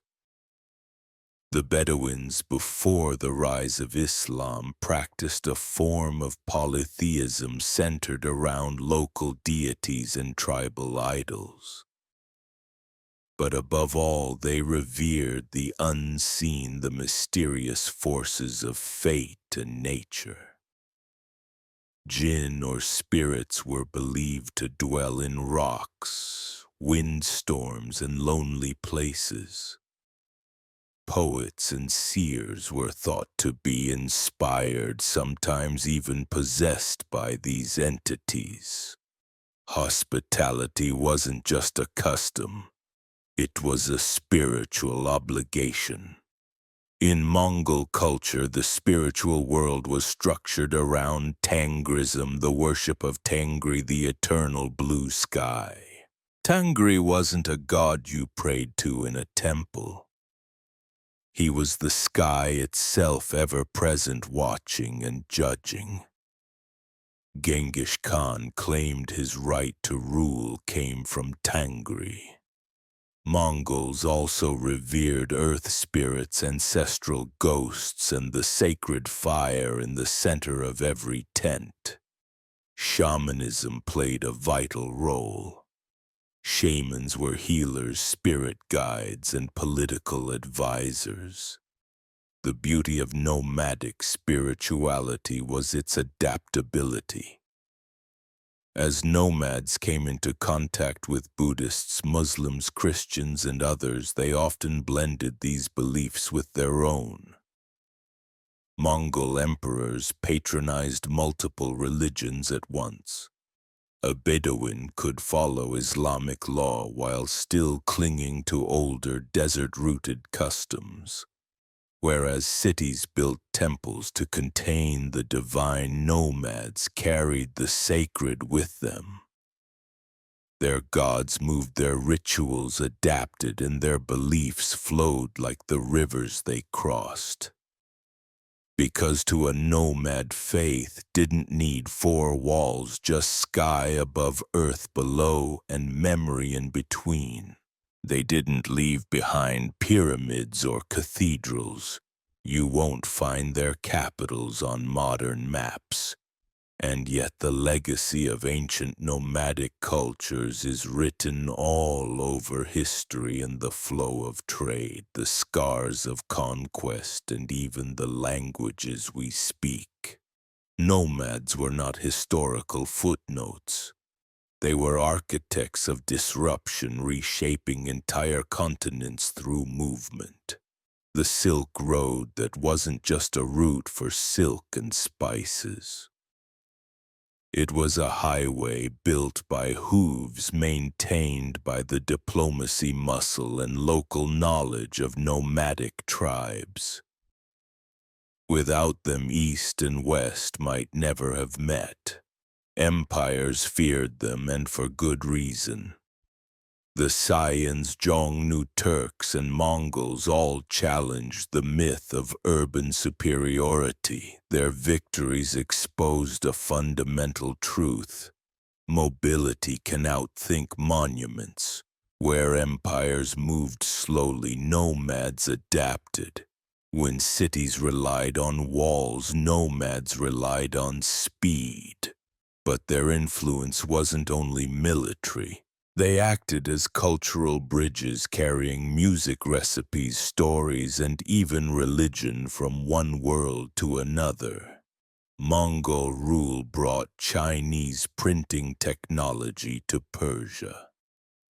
Arab Bedouin traditions shaped the early Islamic world, from language and law to poetry and honor codes.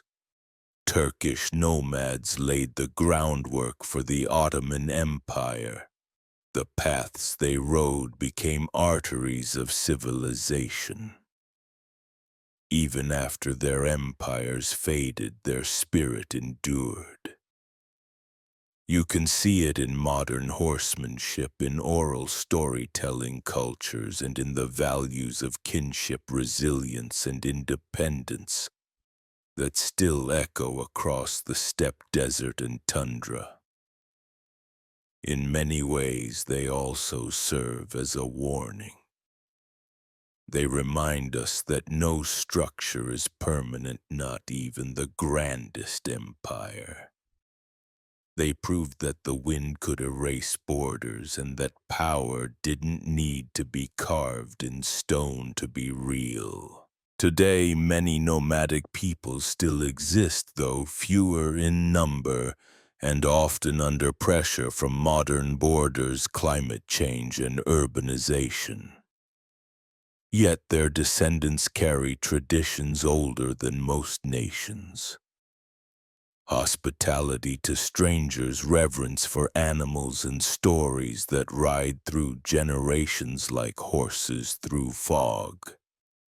So when you study history, don't just look at the walls, the temples, the thrones. Look between them. That's where the nomads lived, and that's where history moved. In the mid-1800s, America was a country divided not just by politics but by terrain. The East bustled with cities, factories, and ports. The West was a wild expanse of mountains, deserts, and gold fields. And between them stretched over 1,700 miles of unforgiving wilderness. To journey from New York to California meant weeks on a ship around Cape Horn or months in a wagon dodging disease, bandits, and dust. But the dream was there. A railroad that would tie the country together. Steel rail by steel rail. A direct line from coast to coast. Unthinkable to some, inevitable to others. Visionaries believed it could unite the Republic, speed up communication move.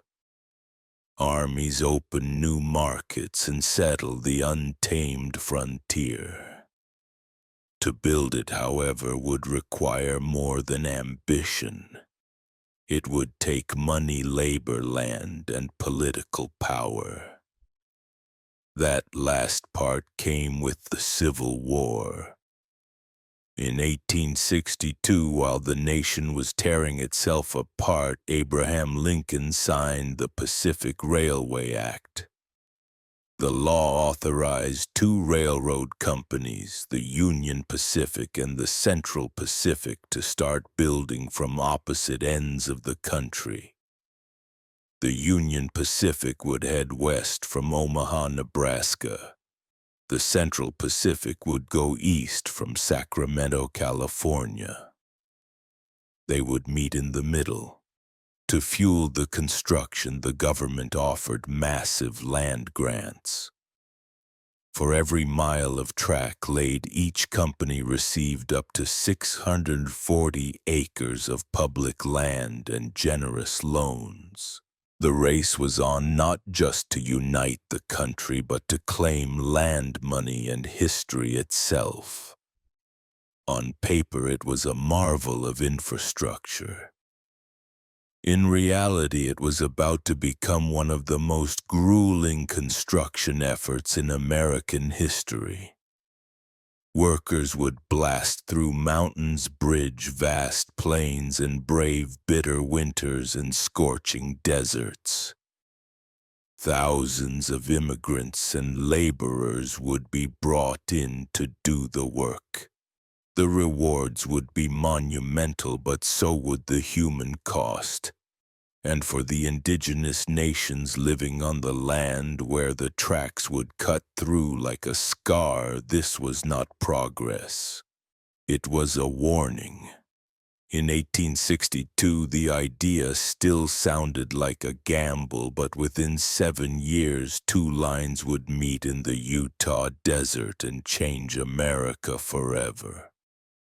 While the Union Pacific had the flat plains of Nebraska ahead of them, the Central Pacific faced a far more brutal challenge from the very start: the Sierra Nevada mountains. These weren't gentle hills. They were towering granite peaks prone to avalanches, snowdrifts, and backbreaking terrain. And this was before dynamite was even invented.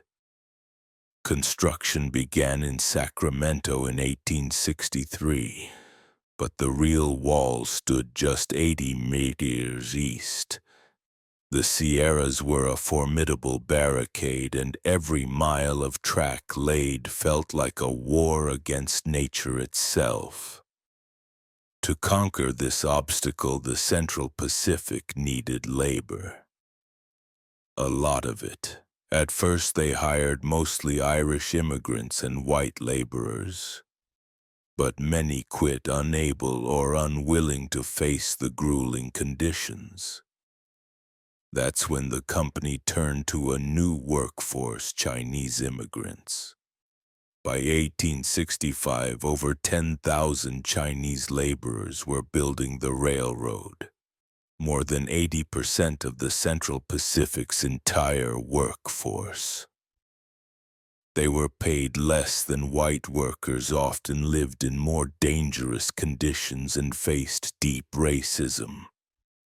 But they proved indispensable, showing incredible skill, endurance, and discipline. Their work was heroic and horrific. They carved tunnels through solid rock using only hand tools and black powder. The most infamous tunnel, number 6, took nearly two years to complete. In winter, snowdrifts reached 40 feet. Workers lived in camps buried beneath snow, connected by vertical shafts like chimneys. Dozens died in avalanches, explosions, and rock slides. And yet the line advanced. To speed progress, Chinese crews suspended themselves in baskets over cliffs, chipping away at stone inch by inch. When they couldn't go around a mountain, they went through it. When they couldn't level terrain, they built wooden trestles that soared above ravines. It was some of the most dangerous and underappreciated labor in American history. Few records exist of individual Chinese workers. No statues were built for them at the time. But without their hands, the transcontinental dream would have died in the Sierras. By 1867, the Central Pacific finally emerged from the mountains. What lay ahead was desert, harsh, dry, and deadly but flat. The worst was behind them. The race to the meeting point was truly on, while the Central Pacific was battling granite and snow in the west. The Union Pacific had its own gauntlet to run. Starting from Omaha, Nebraska, the company laid track westward through the Great Plains, a land that seemed endless, flat, and deceptively simple. But the challenge wasn't the geography. It was people, politics, and power. The Union Pacific hired largely Irish immigrants, former Union soldiers, and freed men. Many were veterans looking for steady pay after the Civil War. Crews could lay 2, sometimes even 3 miles of track in a single day. The wide-open plains allowed speed, but they also exposed the workers to raids, starvation, and environmental extremes. This was indigenous land. The Pawnee, Cheyenne, Arapjo, and Lakota Sioux had hunted, lived, and died on these plains for generations. And to them, the railroad was not progress, it was an invasion. The track cut directly through tribal hunting grounds. The smoke-belching engines frightened buffalo herds. Telegraph poles and surveyors disrupted sacred spaces. Tribes saw what was coming. Settlers, soldiers, fences, and displacement. Resistance was inevitable. The Lakota Sioux, under leaders like Red Cloud, fought back fiercely. They raided camps, attacked surveying teams, and tore up rails. In response, the U.S. government built forts along the route and stationed troops to guard the track. Railroad construction became a militarized operation, with track layers working under the protection of armed guards. It was a low-grade war fought with rifles and treaties that never lasted. For the indigenous nations, the railroad represented a death sentence for their way of life. And they were right. Still, the Union Pacific pushed forward, financially backed by massive federal loans and led by men like Thomas Durant. The company laid track at breakneck speed. Crews lived in temporary towns dubbed Hell on Wheels, which sprang up overnight and disappeared just as fast. Gambling, whiskey, and violence followed the workers like a dust storm. By 1867, Union Pacific had reached Cheyenne and was headed into Wyoming. The mountains loomed in the distance, but the real mountain they were climbing was political.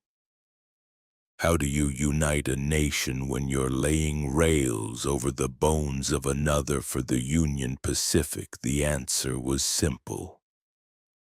Lay the track. Don't look back.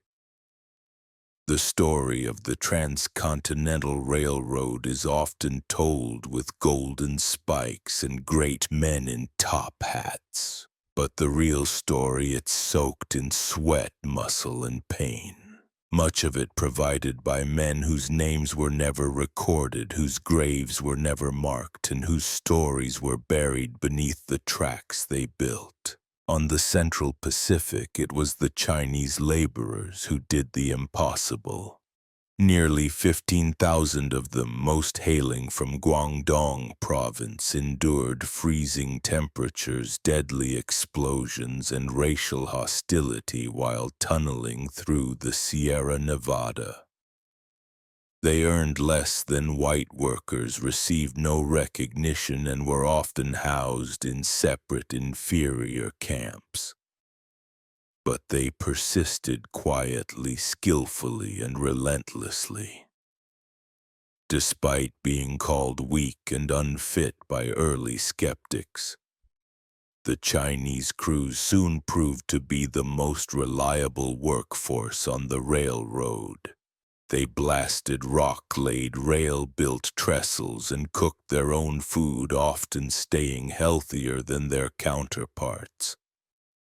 Yet when the last spike was driven at Promontory Point, none of them were invited to the celebration photo. Meanwhile, on the Union Pacific, Irish immigrants made up a large portion of the workforce. Many had survived famine and war only to face new dangers on the plains. They fought off raids, laid track at incredible speed, and drank themselves to sleep in rickety tents. Their lives were hard, but their labor was essential. Former enslaved African-Americans also worked the rails, some hired as freedmen seeking better lives. Their contributions, like those of the Chinese and Irish, went largely uncredited. Laborers of color were exploited but indispensable. This was a multinational workforce building a nation with bare hands and broken backs. And then there were the cooks, blacksmiths, teamsters, and supply haulers, each playing a role in keeping the great machine of progress moving forward. None of them were executives, but without them, there'd be no golden spike. In the grand American myth, we tend to spotlight the visionaries and tycoons. But railroads weren't laid by dreams alone. They were laid by calloused hands, underpaid men, and marginalized workers. People who bent history with no guarantee they'd be remembered. They didn't build the railroad for glory. They built it to survive. By the late 1860s, the two railroad companies, the Union Pacific and the Central Pacific, were no longer just building tracks. They were locked in a frenzied competition, each racing toward an invisible meeting point somewhere in the Utah Territory. But this wasn't a gentleman's agreement. It was a war for land, money, and prestige. Why the urgency? Because of the way the government subsidies worked. For every mile of track completed, each company received federal land grants and hefty loans. The more track you built, the more profit you claimed. So naturally, both sides tried to outbuild the other, even laying parallel tracks in opposite directions, knowing full well that only one set would be used. It became absurd. Crews worked at breakneck speed. The Central Pacific, fresh off their victory over the Sierra Nevada, now blasted through the Nevada and Utah deserts. Meanwhile, the Union Pacific crossed rivers and high plains, skirting the edge of the Rocky Mountains. They even began laying track through areas they knew the government would eventually declare wasteful just to secure funding. Work intensified to near manic levels. The Central Pacific's Chinese crews set a world record in April 1869. 10 meters of track laid in a single day, a feat unmatched even today. They accomplished this using synchronized teams, rotating shifts, and a rhythm honed through years of labor. Union Pacific crews, not to be outdone, pushed hard from the east despite ongoing labor strikes, supply issues, and mismanagement from their financier Thomas Durant, who was more interested in stock manipulation than railroad engineering. The two tracks finally neared each other at Promontory Summit in present-day Utah. Surveyors marked the site. Arrangements were made for a formal ceremony. Locomotives from both companies, Central Pacific's Jupiter and Union Pacific's Number 1, were brought face to face, cowcatcher to cowcatcher. Executives prepared speeches.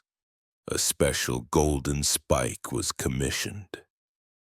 Telegraph wires were hooked up to transmit the final hammer blows in real time across the country. But behind the celebration was the lingering reality. The race had been brutal, often reckless, and entirely driven by profit. The rails were now joined, but the scars they left behind on land, labor, and lives would remain for generations. Progress had a finish line, and both companies were willing to trample over anything to cross it. On May 10, 1869, the windswept plains of Promontory Summit, Utah, became the center of the American universe. A crowd of workers, officials, journalists, and railroad executives gathered to witness the momentous event. The joining of the Union Pacific and Central Pacific Railroads, the completion of the Transcontinental Railroad. Two gleaming locomotives stood nose to nose on the finished track. The Central Pacific's Jupiter and the Union Pacific's Number 119.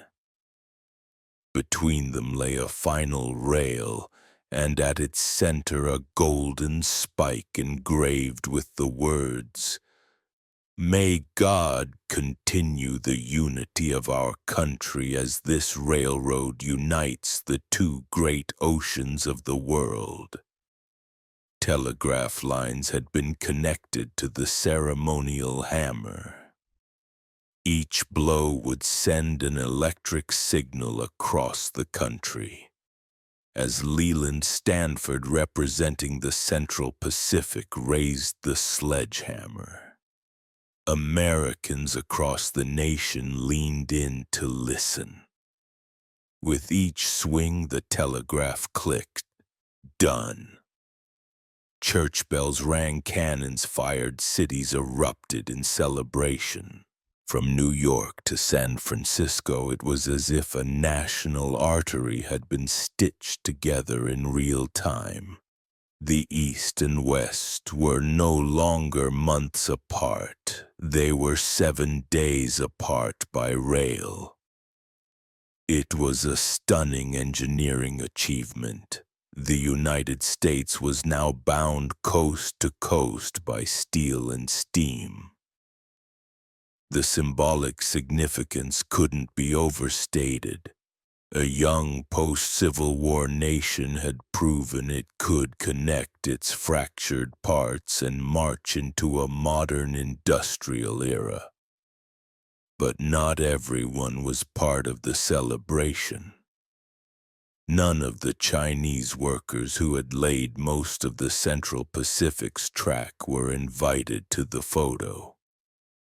They had been excluded from the ceremony entirely, despite their role in accomplishing the impossible.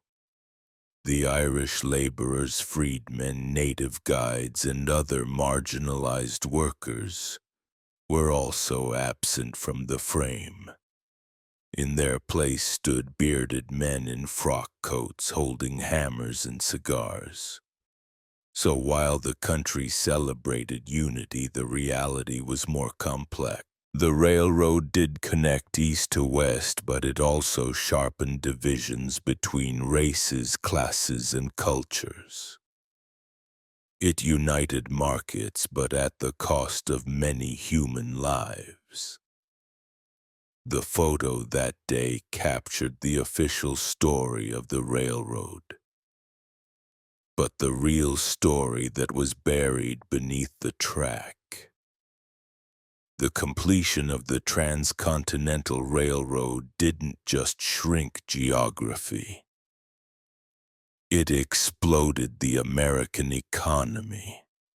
Almost overnight, the United States was no longer a bi-coastal nation awkwardly bridged by wilderness. It was now a single economic organism pulsing with movement, commerce, and opportunity. Goods that once took months to transport by wagon or ship could now move from coast to coast in under a week. Agricultural products from the Midwest, wheat, corn, cattle, could be shipped westward to booming mining towns or eastward to the industrial cities. Manufactured goods flowed in the opposite direction. Rail cars replaced oxen. Steam replaced sail. What had once been an uncertain frontier was now a profitable supply chain. Towns sprouted like weeds along the railroad. Railroad towns that grew up almost overnight. Some became cities, others disappeared as quickly as they came, especially if the rail line shifted. But each one was a node in a growing network connected by a steady rhythm of pistons, whistles, and smoke. The railroad also helped fuel industrial growth. Ironworks, coal mines, timber mills all surged with demand. The need for rails, locomotives, and infrastructure created jobs across the nation. Steel barons and railroad tycoons got rich. Bankers lined their pockets, and small-time entrepreneurs rode the wave, opening hotels, restaurants, and general stores along the line. Mail moved faster. News traveled across time zones in days instead of weeks. For the first time, the government could project real presence across the full continent, deploying troops, resources, and political influence wherever the rails reached. And let's not forget the human factor. Millions of people moved west. Immigrants from Europe who once landed in New York now saw a direct path to land and labor in California, Oregon, and the Western Territories. Homesteaders, prospectors, ranchers, and outlaws all rode the same steel road toward destiny. Of course, this boom wasn't evenly shared. Wealth flowed upward, native lands were devoured, laborers remained poor, but there's no denying it. The railroad transformed the U.S. from a regional republic into a continental power. The engine wasn't just moving people. It was moving money, power, and the future. And once it started, it wasn't going to stop. Beneath the polished steel and triumphant headlines of the Transcontinental Railroad lay a darker, more tragic legacy. The destruction of indigenous lands lives in cultures. The railroad didn't just connect east and west. It sliced through native homelands, carving out routes through territories held by the Lakota, Cheyenne, Shoshone, Ute, and many others. What had once been open plains and sacred ground was now divided by rails, telegraph poles, and fencing. With each spike driven, native sovereignty was eroded. The impact was immediate and brutal. Buffalo herds central to Plains tribes' economies, diets, and spirituality were slaughtered en masse to clear the way for trains and settlers. In some cases, passengers were encouraged to shoot buffalo for sport from moving trains. These herds, once numbering in the tens of millions, dwindled to near extinction in just a few decades. The railroad brought more than tracks. It brought settlers, soldiers, and surveyors. Towns popped up where there had been none. Homesteaders, empowered by the federal government, staked claims on tribal lands. What treaties hadn't taken. The railroad now absorbed, and with settlers came enforcement military garrisons sent to protect the tracks and suppress any resistance. Conflicts erupted. The Sioux, Cheyenne, Arapaho, and other tribes fought back in what became a series of bloody wars. Some labeled uprisings, others outright massacres. From Red Cloud's War to the Battle of Little Bighorn, the railroads were both the battleground and the prize. Eventually, resistance was crushed. Indigenous nations were confined to reservations, often hundreds of miles from their ancestral lands. The psychological toll was immense. Sacred sites were desecrated. Hunting patterns were broken. Nomadic cultures built around seasonal migration and vast open space were forced into fixed locations under constant surveillance, and all of it was justified in the name of progress. The Transcontinental Railroad was hailed as a marvel of American ingenuity. But it came at the cost of 1,000 nations' dreams. It wasn't just the iron that cut through the land. It was the erasure of a way of life replaced by Timets and timbers. History books often praise the railroad for uniting a nation, but for native peoples it tore theirs apart. When the final spike was driven at Promontory Summit in 1869, it wasn't just the end of a railroad. It was the beginning of a new American identity. Faster, hungrier, and increasingly shaped by steel and steam. The Transcontinental Railroad shrank the country. What had once taken 6 months by wagon or ship now took 7 days by rail. It changed how people moved, how goods were exchanged, and how the very idea of distance was understood. Suddenly, the concept of a coast-to-coast nation wasn't a dream. It was a daily reality. The railroad fueled the rise of time zones created to coordinate cross-country travel and commerce. It reorganized agriculture, allowing farmers to send produce across state lines. It powered the Second Industrial Revolution, enabling raw materials to flow efficiently into urban factories. The rhythm of the country began to match the clatter of trains. Culturally, the railroad reinforced a sense of manifest destiny, the belief that America was meant to span from Atlantic to Pacific. It made expansion feel not just possible but inevitable. With rails stretching across deserts, mountains, and plains, there was no longer a wild frontier. Everything felt reachable. Everything felt claimable. But the railroad also set the template for corporate power in America. Massive wealth accumulated at the top. Men like Leland Stanford, Thomas Durant, and Collis Huntington didn't just get rich. They shaped policy, bought politicians, and built empires. Corruption scandals like the Credit Mobilier affair exposed how deeply railroad interests were embedded in government. For laborers, the train tracks marked both opportunity and exploitation.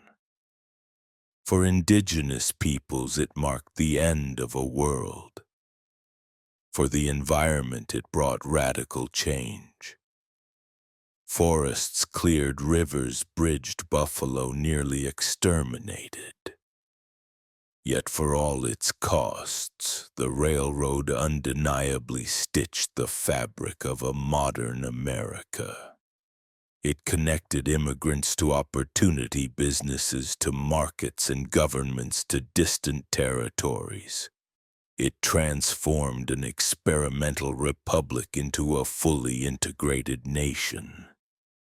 The iron rails didn't just carry passengers. They carried ambition, destruction, hope, and hubris. The railroad was both a triumph and a tragedy.